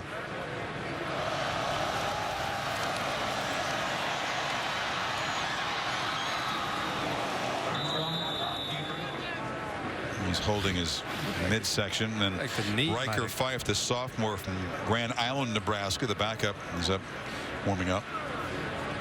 Look at Davis just coming in to finish the play, coming in violently. I mean, he was coming in with a lot of speed. It looked like his right leg, maybe the right knee, went into the midsection of Armstrong. It's been a tough night, obviously, for Nebraska. Amir Abdullah tonight being held to 33 yards rushing. Kenny Bell knocked out of the game earlier with groin problem. Armstrong put into some obvious passing situations. Quarterback continues to be attended to and will step away. Good news is that Tommy Armstrong got up and walked off, appeared to be okay, laying down over there as the trainers talked to him. Focuses on his midsection, but didn't appear to be anything too serious. Tough guy, really hard worker. So we'll see. Yeah, players really respect him. We'll see the sophomore Riker Fife. He's thrown 7 passes this year so far, completed 3, and immediately miscommunicates with Westerkamp on that one. A flag is down as the quarterback was pressured. It's in that holding zone. Personal foul, hands to the face, defense number 92, 15 yards from the previous spot, automatic first down. So it's on Joel Heath, who got his hand up in a lineman's face.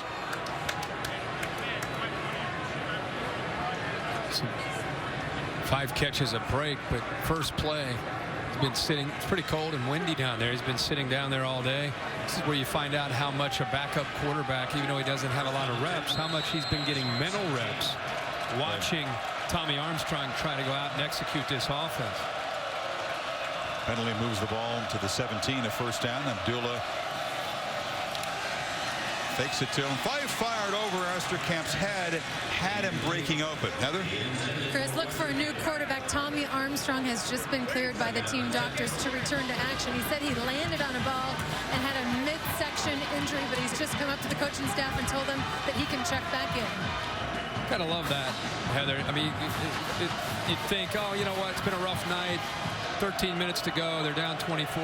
You know, just call it a night. Get ready for next week. It tells you what kind of leader he is. He's been cleared. He wants to come back and keep competing with his guys. Let's see if they put him back in. Fife rolls out, delivers, complete. Westerkamp dives out of bounds, a couple yards short of the first down. You know, the last play, he made a great decision. Again, on the bench all night for 3 quarters, comes in, makes a great decision, just threw the ball high, missed a touchdown, comes right back, and this time, again, makes another good decision, puts the ball out there where his receiver can make a play on the ball. 3rd and 2. Abdullah hammers forward for a 1st and goal to the 5-yard line. So Nebraska is trying to finally find the end zone with the backup quarterback at the helm. After the game, except on the West Coast, your late local news for most of these ABC stations. ESPN2 will have Sports Center coming up after the game. Abdullah down to the 2. Nothing has been easy for number 8 tonight. Came in here as a prime Heisman candidate, limited to 36 rushing yards so far on 19 carries. That time, he plows straight ahead and finds the end zone. Nebraska cutting into the lead early in the 4th quarter. And that is a really good job by Riker Fife coming in and finishing this drive off, which has been a really challenging thing for this offense to do tonight. He hit the pass, got him down closer. Of course, they convert on 3rd and 2. And then they're finally able to get the ball into the end zone tonight for their first touchdown of the evening. They're going to go for 2 here to try to cut this to a 16-point margin. It'd be a 2-score game. You have to believe that Fife hasn't worked a whole lot on their two-point play.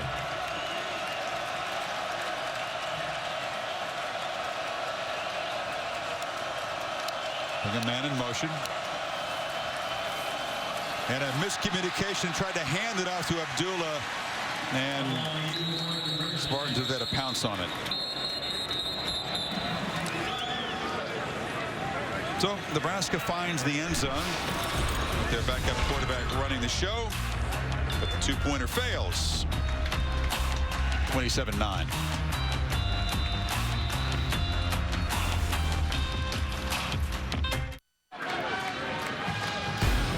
Sunday NFL Countdown presented by Snickers. Chris Berman and the guys. All the news updates right up until kickoff.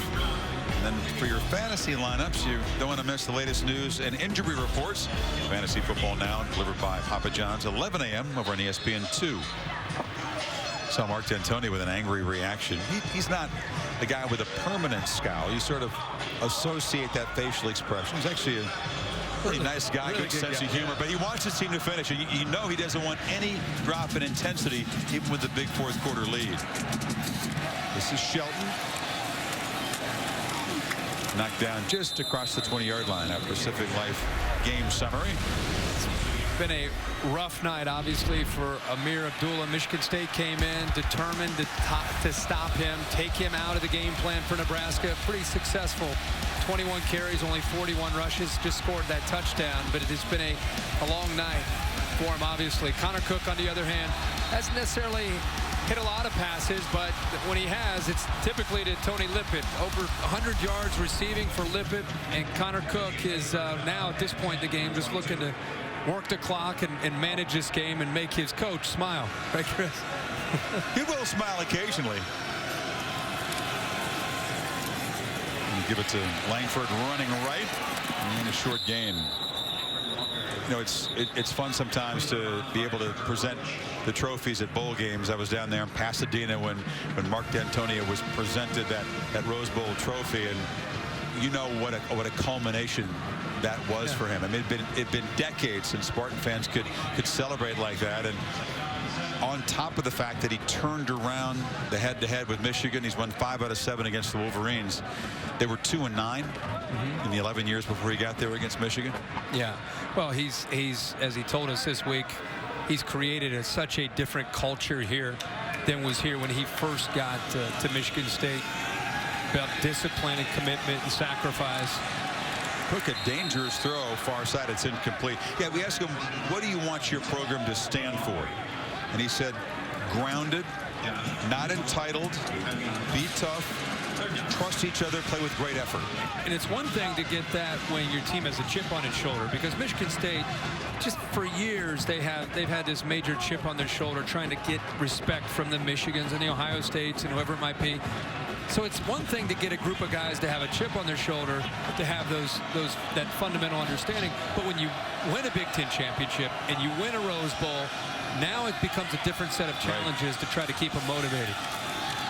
And third down, again, the throw incomplete. The receiver well jammed, and now a flag comes in late. A couple of flags coming in. A little bit of a scuffle on the line after the play as you see some of D'Antonio's accomplishments. A .691 winning percentage. That's impressive. 3 of the last 4, 11+ wins. They're on track, of course, for that again this year, becoming the favorites to win this conference. Unsportsmanlike conduct. Offense number 66. That's a second unsportsmanlike conduct. By rule, he is disqualified. So Jack Allen, who was out injured against Wyoming, they get him back tonight. It has been kicked out for a second unsportsmanlike conduct foul. 2 in a game, and here's what happened. 66 there, middle of the screen, battling with Gregory, and he shoves the defender to the ground, kind of gets the knee up into the face mask, and he tries to claim it was an accident and not buying it. Well, he's known as a tough guy, and he's got to have it. You know, he's been around, played a lot of football. He's got to be smart. And he can disagree with it all that he wants, but that's something that he cannot do. I mean, it's one thing to be up 27-9. That's what's going to get his head coach fired up. Sadler Low punt drives it into the wind well, and it rolls dead at the 41-yard line. Knuckleball from the versatile punter. Chick-fil-A top 10. Florida State slug past Wake Forest after a slow start. We talked about Oregon's loss to Arizona at home on Thursday night. Ole Miss in a magical finish, taking down Alabama with a late interception in the end zone to seal it. TCU 37-33 in Fort Worth over Oklahoma. There were 17 unbeatens, Kirk, in college football before this weekend started. You could see they are just beginning to drop away in early October. Yeah, it's going to be interesting to see who is able to hold on. I mean, you think about this now. We may have just a bunch of one-loss teams at the end of this thing. Where's TCU going to move up? They were 25th.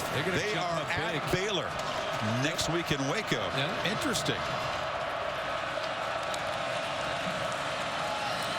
Armstrong back in there as the Huskers take over, and he finds Westerkamp on the slant. Drummond muscles him down at the 41, and this is not what D'Antonio wants to see from his team in the finishing department, is it? No, not at all. Mental mistake by his starting center. Defense already gave up a few plays. They gave up a touchdown. I mean, and this is a team that said, what did we learn about Oregon? We need to finish, whether we're up or we're down. We want to be a team that plays 4 quarters of football. Armstrong fires into traffic. There was just not a sliver of space between the receiver and Darian Hicks. Joel Heath was pressuring him. I'm just going to go back to Tommy Armstrong and the fact that he's back out there. I mean, this team was down and out. They are still down and out. There's every reason after you get a big injury in the 4th quarter to just kind of say, you know what, it's been one of those days.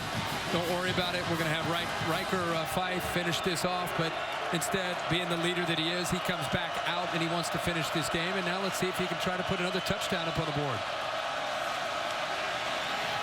Spins out, a flag is down as Armstrong just heaves into the end zone. Jump ball falls incomplete. Looked like they were trying to hold one of the pass rushers, and that's what it'll be against Nebraska. Marcus Rush has just been all over the quarterback, and it's been a nightmare for guys like Alex Lewis, the left tackle. Holding. Offense number 71. 10 yards from the previous spot. Repeat, second down. It's because he's played so much football. It's, you know, he's going to come to the outside with speed, but his hands are what make him so special to me. A guy that's played a lot of football. He's learned a lot of different tricks. It's not just about being a fast guy. It's about getting those hands of the offensive tackle off of you as quickly as you can, and he uses it almost to help him accelerate by the left tackle who's holding him. 5 sacks for this defensive line. They've drawn holding penalties. They've drawn false starts. Westerkamp makes the catch. Dragged down by Drummond. It'll set up a very manageable 3rd down call, though. They're getting the ball out, and they're getting the ball thrown vertically. You know, in the first half, when they were struggling, even when they were throwing, a lot of their throws were horizontal, just quick throws to the outside. Now, the ball is still coming out quickly, but it's downfield in some one-on-one matchups against these safeties. Westerkamp with 8 catches. He had 16 in the season coming in. Armstrong fires low, incomplete for Alonzo Moore. So it's 4th down and 6. Yeah, he is getting so much pressure. It's just hard for him to step into his throws. And it's something that Bo Pelini and Tim Beck both talked to us about. He's only a sophomore. He's running a kind of an option-oriented offense, but when he gets put into a position when the running game's not working and he's back there in the pocket throwing, his technique is still growing. He's still not quite there where he needs to be. Consequently, a lot of his throws are erratic.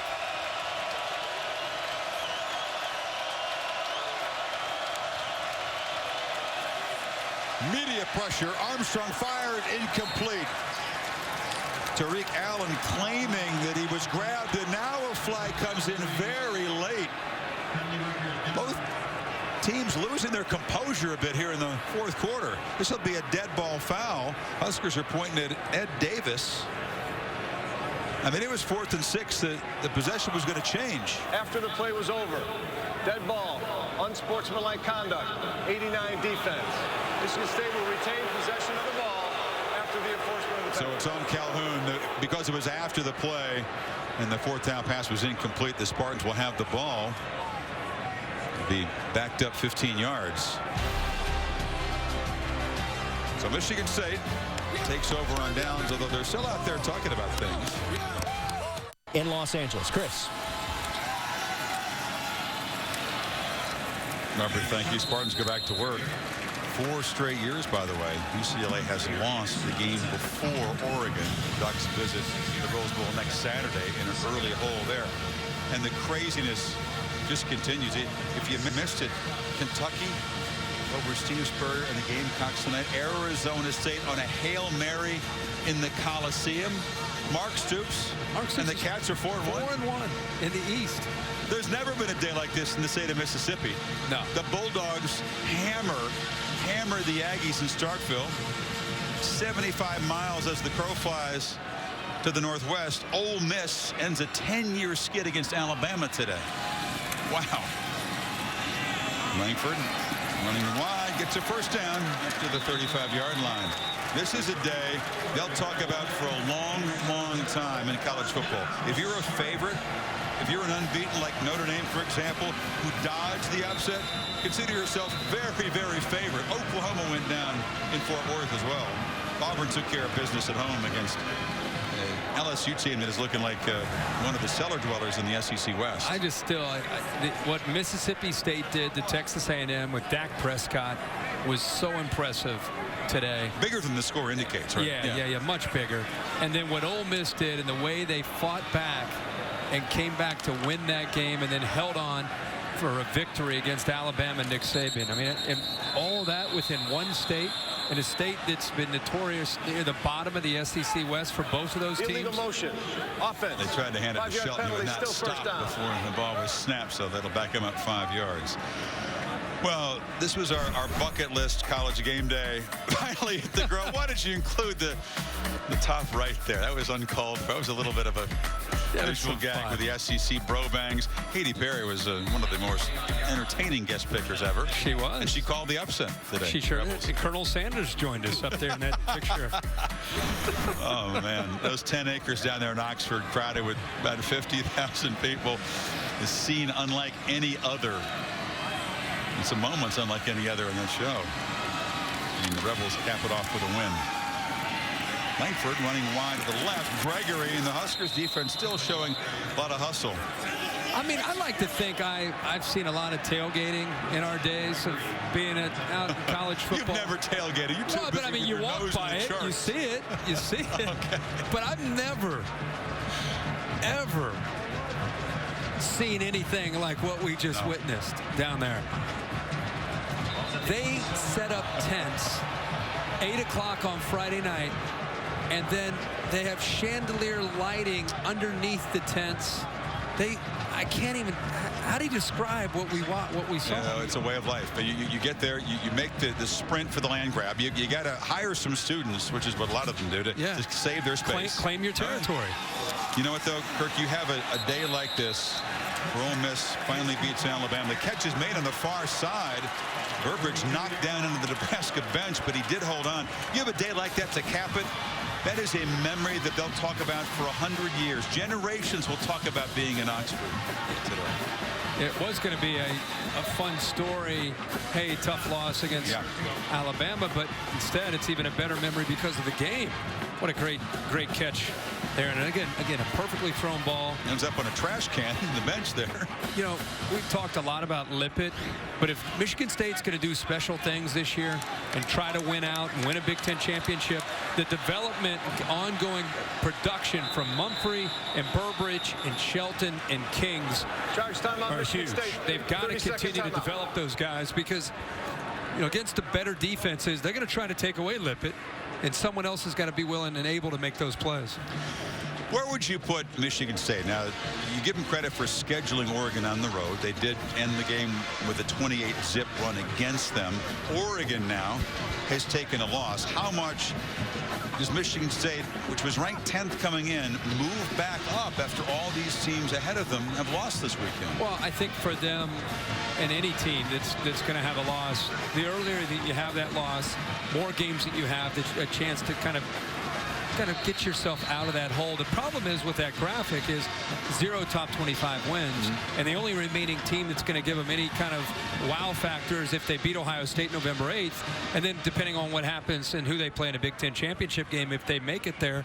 So when that's your resume, and you look at strength of schedule, I think it was 51. This would be one ranked win with Nebraska. Yeah. Well, we'll see where they end up ranked. But then you look at these other teams that they're trying to catch up to, and you look at their schedule and their strength of schedule. I think Michigan State's a great team, but it's going to be, if they went out, they're going to be in the debate. But the thing that could hold them back is being in the Big Ten and playing the schedule they play. After the timeout, 3rd and 2, and hammering ahead for the first down. Heather? You guys are talking about Michigan State's schedule and how they can hang or whether they can hang with that one loss. It's very interesting. Down on the field earlier today, they announced some scores. They announced the Alabama upset, and probably about 15 players looked up and cheered. Then they announced the Oklahoma upset. The exact same thing happened. So these players very plugged in, very well aware, and loving the fact that some of these top teams are getting a loss. Heather, then they announced a Michigan score. Yes. It got even louder down there. But Heather makes a good point that the games will be increasingly interconnected. It's only the first week in October. It's been a long way to go. The committee doesn't even meet for 3 weeks. But I think because the Big Ten nationally is just not as a respected conference as some of the others, that the loss to Oregon really hurts. And if they win out, they're going to have to look good doing it. They're going to have to not just win out. They're going to have to look really impressive to be able to get into the discussion and ultimately try to get up into the top 4. If you're going to look at the teams that made breakthrough wins, had milestones today, Mississippi State, Ole Miss, TCU, which of those teams do you think has a chance to be, you could call them this year's Auburn, a team that was completely off the radar at the beginning of the season, ended up having sort of a magical season? Or is it someone other than those 3 teams? The sledding is so tough in the SEC West. I mean, these are just weekly wars. To survive it by anybody seems unlikely. It sure does. I mean, even looking at Mississippi State and Ole Miss right now, you think about Ole Miss, congratulations, great win, biggest in school history. All right, let's see you next week. You're going to Texas A&M and Kyle Field, who just lost, and they're going to be backed into a corner. They need a win, so it is tough to imagine. What about the guys from Starkville? Congratulations, you destroyed A&M. Here comes Auburn next week. Right. I mean, don't even think about bringing your A- game for that one, right? Right. But to answer your question, I would say right now, you would say Ole Miss and Mississippi State feel like a team like Auburn did right now a year ago. And 3rd down, Cook off play action, fires, almost intercepted, right into the hands of Josh Mitchell, who couldn't hold on to it in his 4th down. But you know, Gary Patterson's team had a look to them today that we haven't seen in a few years. They've got a quarterback right now that's playing with confidence. They want a shootout. That's not Gary's style. No, but I mean, they look athletic. They look like they used to look. They've been away for the last couple of years for a variety of reasons. But that was a monumental win for TCU. Since they joined the Big 12, they just had so many distractions. That game and that win's kind of off to the side a little bit with some of the other high-profile upsets. Sadler's punt was a high one and a short one. Another reminder, Monday Night Football on ESPN. Mike Tirico, John Gruden, bring you Russell Wilson and the Seahawks. Travel to the nation's capital, take on ex-Spartan Kirk Cousins and the Washington Redskins. 8:15 on ESPN, also on the Watch ESPN app. Cooks, get it with the aprons there, number 18? Yeah. And the chef's hats? They don't have the cleverness market cornered down in Knoxville. No, but you know what? At least they're still here. That's not. There are very few students still here gutting it out, but the post-game festivities have begun for the student body. I guess so. It hasn't been a party for Armstrong tonight. He runs free, fires. There's a flag down. It's incomplete on the far side. Marker was on the near side, just beyond the line of scrimmage. It's going to be offsides. Offside, defense, number 98. 5-yard penalty, repeat, first down. There's the student section. Yeah, there they aren't. there are probably some beverages being consumed on this chilly evening. Most of the regular fans are still here. Here's the diehards. They're the diehards right there. Well, the ones who are underage, maybe. Oh, you don't. It's 1st and 5. Maybe they figure this one's in hand, and they're probably not wrong. Oh, into traffic, and the catch is made, and Westerkamp is running free deep into Michigan State territory. Could have been a pick six the other way. The ball got through to the wide receiver. It's a big play for Nebraska. Well, Curtis Drummond read the quarterback perfectly. He did everything he's supposed to do except catch the ball. I mean, that was perfect technique. Recognized the route, the throw. He almost baited him to almost say, hey, he's open. Look, make the throw. Stepped right in front of it, and then the ball just goes right through his hands. Pretty good concentration there by Westerkamp.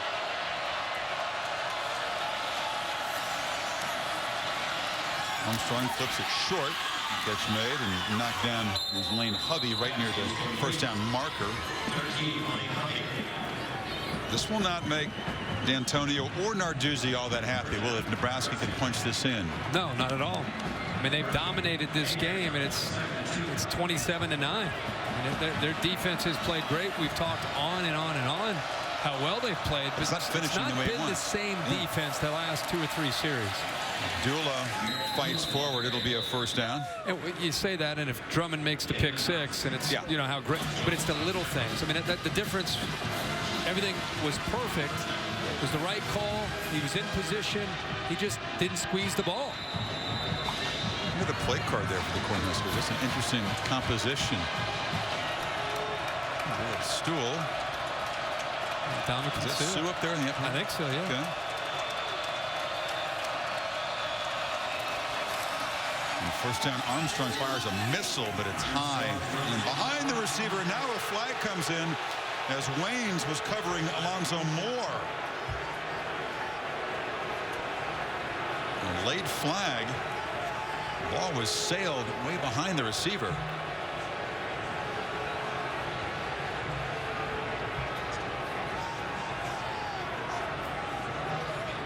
It's getting a little sloppy for the Spartans here. Pass interference, defense, number 15. Foul occurred in the end zone. By rule, automatic first down. So Drummond could have had the pick six. A couple plays later, it's Waynes with an interference. Yeah, I don't agree with the call. Neither does he. No, I don't even think the ball was catchable. No, he moved it to the 2-yard line. First and goal. This is Abdullah going for his second short touchdown run to make this look more respectable. So that's little things, whether it's a lapse in concentration, Drummond not making the pick. Yeah. Just trying to play fast, and Abdullah has had to earn every piece of real estate tonight. Muscles, no signal yet. Quick signal down at the bottom. Was there a signal? Yeah, quick one. Okay. Yep. It is a touchdown, his second touchdown run of the night. That's what it's been like. Just a mighty struggle. And then, he just reaches the ball out and falls across the goal line there before he hits the ground. So Abdullah, 45 rushing yards on 24 carries and 2 short touchdowns. He had the fumble on the Wildcat formation in the first half when the game was still in doubt. So a drop pick 6 by Drummond, a questionable pass interference call on Wayans, and then a couple short runs by Abdullah, and it's a touchdown. And now it's 11 points, and it's a 2-possession game. So Michigan State's offense has to play with some intensity with 4:10 to play. Tomorrow over on ESPN, the chase for the NASCAR Sprint Cup title goes into the contender round. 12 drivers, only 8 will advance. NASCAR Sprint Cup Series in Kansas tomorrow, 1 o'clock Eastern on ESPN. Antonio, you could talk about finishing, doing little things right, maintaining focus and effort, but it hasn't really happened on the lead here in the fourth quarter. 11 points with 4:10 to play. No, and I guess on the other hand, anytime you can win a game and and be ranked in the top 10 in the country and be able to be fired up like he is right now, and then go to the film room and be able to show guys proof about why you need to finish, because guess what? When you don't finish, this is what happens. It's just there's such a difference between being really mentally sharp in the first half and then maybe letting off a little bit of our intensity and our focus, and there's a big difference in how they perform from the first half to the second half. Nebraska tries the onside kick here. The Spartans hands team is up and ready for it. Instead they boot it deep. And it's bouncing at the 1-yard line, so Hill has to pick it up. And the coverage team flies down there and drops him at the 10. So the Spartan offense backed up. Nebraska does have all 3 timeouts. If they could get the ball back quickly, I suppose a sliver of hope is alive. She missed it. Video touchdown now posted on the SportsCenter app. Nebraska's score. Available on your mobile devices and tablets whenever you need it. There are a couple more highlights for the Big Red here tonight. There's a 68-yard 5-play drive.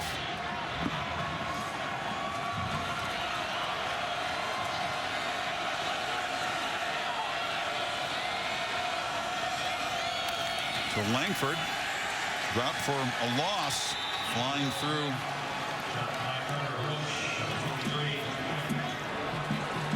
Stay tuned for the Ford wrap-up show after the game with Robert Flores. Recap another eventful day. All the surprises and the late-date drama.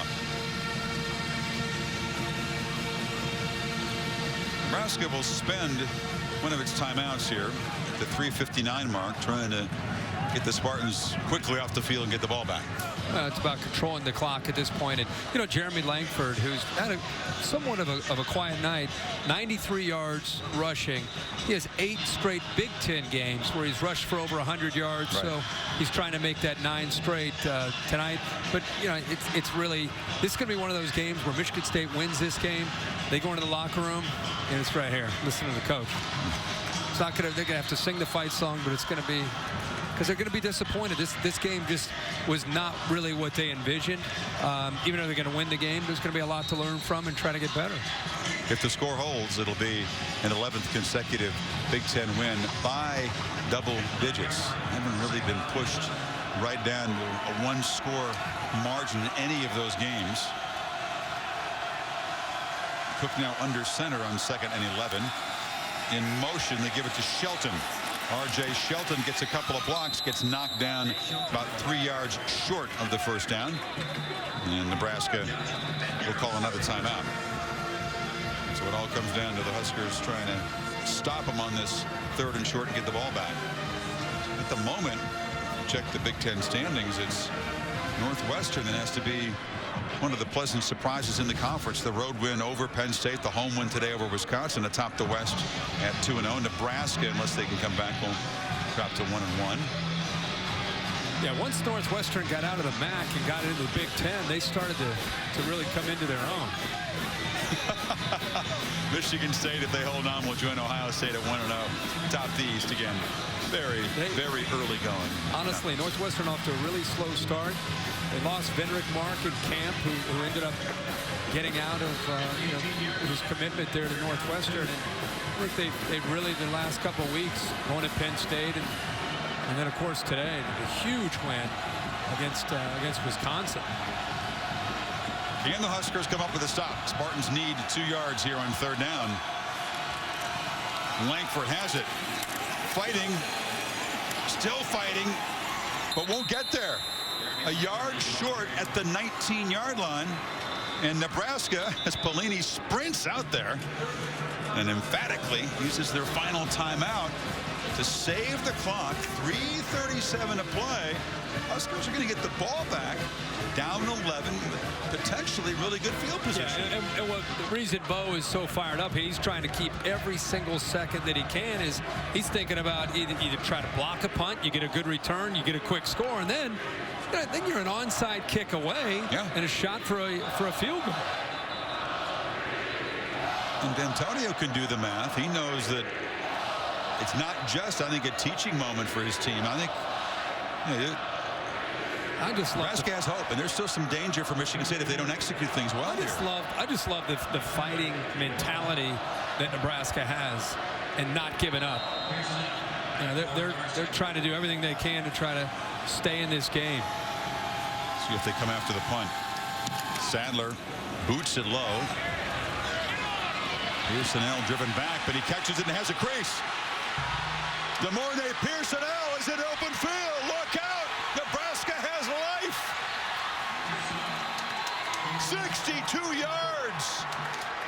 And the Cornhuskers close to within 5. We've bragged a lot about Mike Sadler, and this time it's a low punt. A line drive. Looked like he tried to rugby punt. And he didn't get any air underneath. He just wanted that ball. I think he just wanted to bounce and roll. That's a second punt return touchdown of the season for this true freshman in Alexander, Virginia. But Chris, the fact that he caught the football, he had a long way to go over to catch the ball. That was a brilliant move. And that's why Pelini's down there trying to get timeouts. Yeah. He believed in his team, and now a 2-point conversion. This is big. If they get this, it's a 3-point game with 3:22 to play. High formation. D'Antonio chugs down in before the snap. The Spartans call timeout, Michigan State. 30 seconds. He wanted to check the formation and set the 2-point defense because he knows how big this play is. Yeah, see, look how far he has to sprint. I mean, he went over there about 10 or 15 yards, makes that first guy miss, and then there's no one left. It's great blocking. He has such a natural feel as a punt returner when he gets out into the open space. There's some guys that just have it. This guy has it. He makes the first guy miss. They set up that middle return. And, boy, he hit that second and third gear. Boom, right there. Goodbye. Nobody's going to catch it. Low punt. Tried to kick it away from him. Great effort. That's what Bo was trying to get that timeout in, because I thought he was either going for the block or a big return, and he ends up getting the big return. Back when this was 27-3 and Tommy Armstrong was knocked out, we wondered if they're just going to save the quarterback. He wanted to get back in there. He showed he believed at that point. Pelini's shown fight. The defense has shown fight the entire game.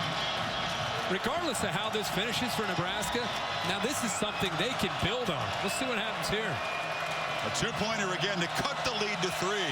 Spartans shuffling around on the front.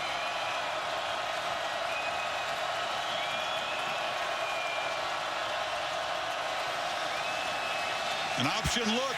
The late pitch to Abdullah, but he's dropped for a loss. And again, a little bit of shaky execution on Nebraska's 2-point plays. They go 0 for 2 tonight, and the lead is still 5. Jake Cotton, the left guard, is communicating with the cornerback. He's looking over, saying, what do we got here? All of a sudden, the ball snapped. Watch this. Ball snapped. He's still in his stance. It just didn't have a chance from the beginning, and I don't know if Jake Cotton, he's trying to get the call. You see Armstrong lucky to get the snap. He's trying to tell Jake Cotton what the call is or which way they're running the play. So there's confusion. The play just really never had a chance. It's the second time Pelini has snapped the ball when Armstrong wasn't ready for it tonight. They're still talking about it over there, but 3 fourth-quarter touchdowns for Nebraska. And it's a 5-point game. Now, they burned their timeouts, but there's still 3:22 to play. Do they kick it deep, or do they try an onside kick here? Well, without any timeouts, it's a little bit of a different feel here than the last time they did this. I think you almost have to go with the onside kick. Drew Brown is a true freshman kicker. Spartans reshuffling the hands team. Looks like it will be an onside kick. Oh, it did not come up. That was well handled. That's like a shortstop getting down to field it. And Curtis Drummond, who could have had the pick 6, it would have sealed this thing, went through his hands. Sure-handed there. He went Derek Jeter on him there. Yeah, didn't he? It was a short hop. He stayed down low. Tendency to want to come up on this ball, but he stays down. Boy, if that ricochets off his knee. And look who's right there. The best hands on the team for Nebraska. Jordan Westerkamp is right about to close in on him, trying to get that football. He's a great play by Drummond. As you said, he misses the interception for the pick 6, but that time secures it, and that's why he's on the hands team. So, play clock running down. Michigan State Trying to chew this clock out, and they hand it off to Langford, looking for blocks on the edge. He's got a couple. He's got a crease down inside the 25-yard line. Stop it at the 26, and clock will stop briefly to move the chains as Langford gets up limping. Connor Cruz is out front. He's the center that's in for Jack Allen, who got kicked out of the game. Pretty good effort by him to lead him. Oh, he's 15, 20 yards downfield. How many times do you see a center in today's day of college football pulling around the edge for Jeremy Langford? Look, that got him over the 100-yard marker. Yep. You mentioned the streak, and it goes to 9 straight conference games. Continues to be the longest streak for any FBS back in terms of 100-yard games within the conference. Nick Hill replaces him. And he's got it. Squirms for about 4. Nebraska can't stop the clock unless the ball goes out of bounds, number one.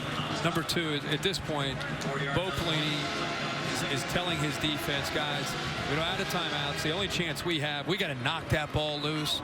And Michigan State's telling their running backs, hold on to the football no matter what happens. They hadn't had a fumble loss this season until tonight. They've lost a couple. So you know they're going to aggressively punch and grab at that ball, whether it's Langford or Hill, and Pat Narduzzi's down on the field now, the defensive coordinator.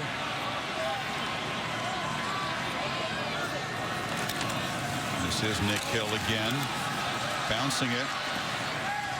Falls down after a 2-yard gain. It'll be 3rd down inside of 2 minutes to play. And they can run it down just about a minute 20 when they snap it here in this next one. Did you think at the beginning of the quarter it was going to come down to Drummond trying to corral a dangerous onside kick? No. I mean, Nebraska, what did they score? 19 here in the quarter? Yeah, 19 in the 4th quarter alone.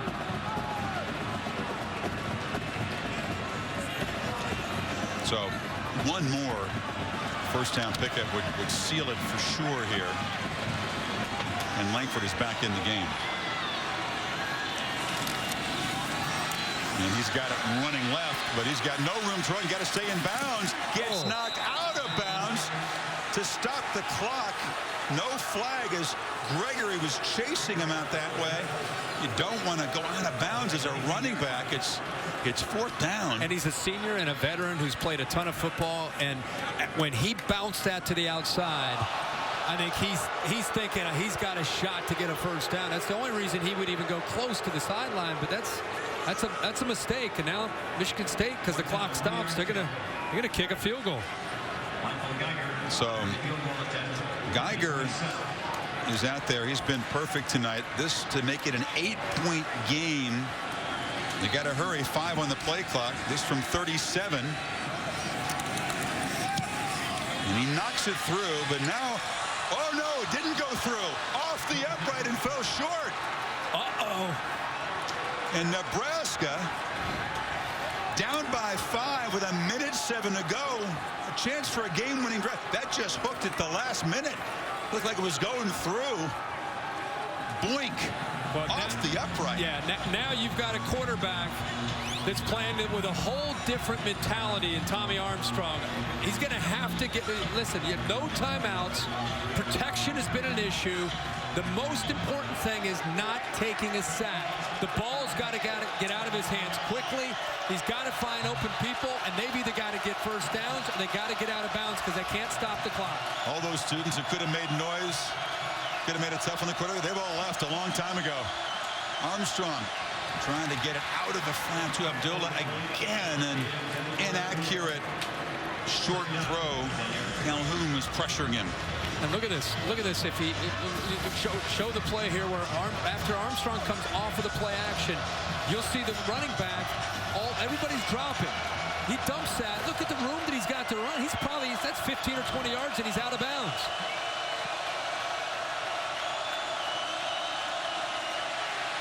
Armstrong steps up, fires, far side, single coverage, caught made! Alonzo Moore into Michigan State territory. Can you believe it? Keep in mind, Kenny Bell's out. Others are stepping up. Alonzo Moore, the sophomore. And how about the throw by the gutty Tommy Armstrong down the right sideline? It's been a rough night. He continues to show great courage, sits in the pocket, and makes a great throw, maybe the best of the night. 43 yards. Are we going to see an absolute absolutely stunning comeback here to cap a crazy weekend. Timeout. Mark D'Antonio out on the field. And spend another timeout on defense, their final timeout. Wow. I mean, think about what Tommy Armstrong's been through tonight in this offensive line. He steps up. That's the same Ed Davis that's been chasing him all night. He steps up. He climbs in the pocket. And look at the coverage.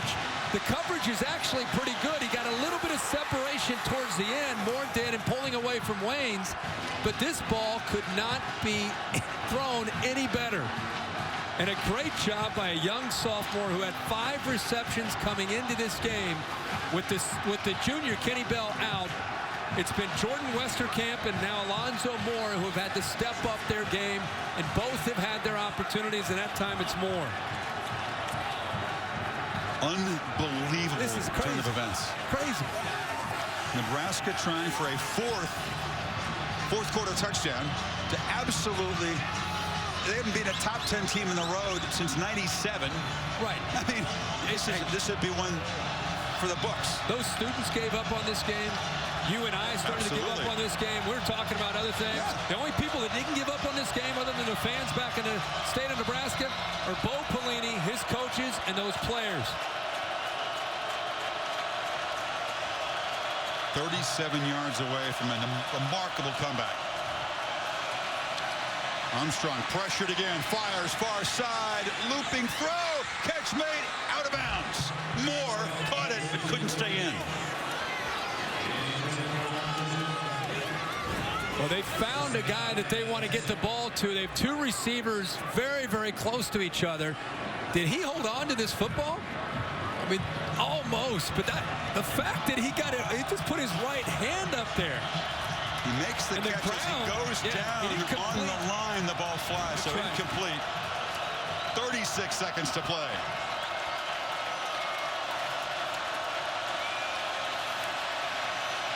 Armstrong in the pocket, intercepted. And Waynes, who was guilty of that controversial pass interference, makes his 2nd interception of the night. A miscommunication. And the gutty comeback for Nebraska ends with 30 seconds to play. Chris, a miscommunication with some inexperienced receivers. One that's trying to work here, freshman trying to go here. Watch how there's a little bit of confusion as they try to make the move. One to the inside, he gets in the way, and by doing that, Armstrong's completely anticipating Hovey coming across the middle, but he got caught up in traffic. He couldn't make his way across, and the ball is probably thrown on the money, but instead it falls into the hands of Trey Waynes. Hovey ran into R.J. Williamson, Wayne's 2nd pick of the night. They didn't finish like they wanted to. D'Antonio's team has to just barely hang on after leading 27-3 at one point in this game. 2 guys with Youngstown, Ohio roots shake hands. Admirable fight to the finish by Pelini's team, but Michigan State just barely holds on by 5. Yeah, Michigan State gets a win. They're ranked in the top 10, and after all these losses, they're going to stay up in that area. But I walk out of this game probably more impressed with the heart and effort and determination from that Nebraska team. Let's see what Mark D'Antonio has to say. He's with Heather. Chris, thanks so much. Well, Coach, you got your goal. You're 1-0 in the Pac-10, a goal that you've had since day one. How satisfying is it to get this first step? Well, it was a great football game coming in the 4th quarter. You know, they bounced back. So, you know, they kept playing. Nebraska kept playing. But credit our guys, you know, just kept hanging in there, sort of. I don't know. You got it done. After the Oregon loss, you kept stressing the importance of finishing. After 19 unanswered Nebraska points in the 4th quarter, what lessons can be learned from your team in this one? Are you kidding? Never quit.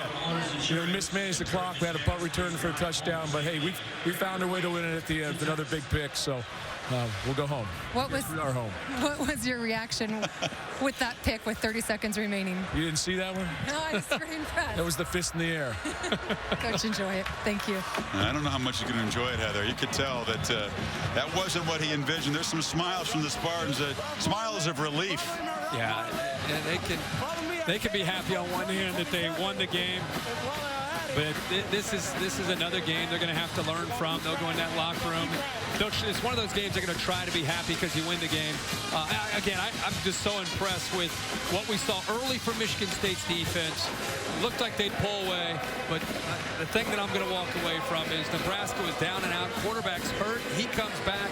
They find a way to make this a very interesting ball game. And it's another example of never giving up. And you look up, next thing you know, you got the ball with a chance to win the game.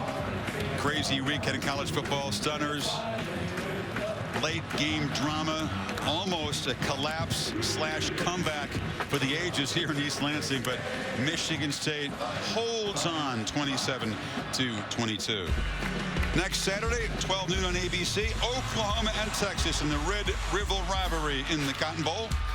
Tonight's game produced by Bill Bunnell, directed by Derek Mobley. On a rainy evening in which Abdullah does very little, Nebraska almost stages an incredible comeback. For Kirk and Heather, Chris Fowler saying good night from East Lansing, Michigan. Time now for the Ford wrap-up show. Robert Flores to take it away as Michigan State holds on 27-22. Robert?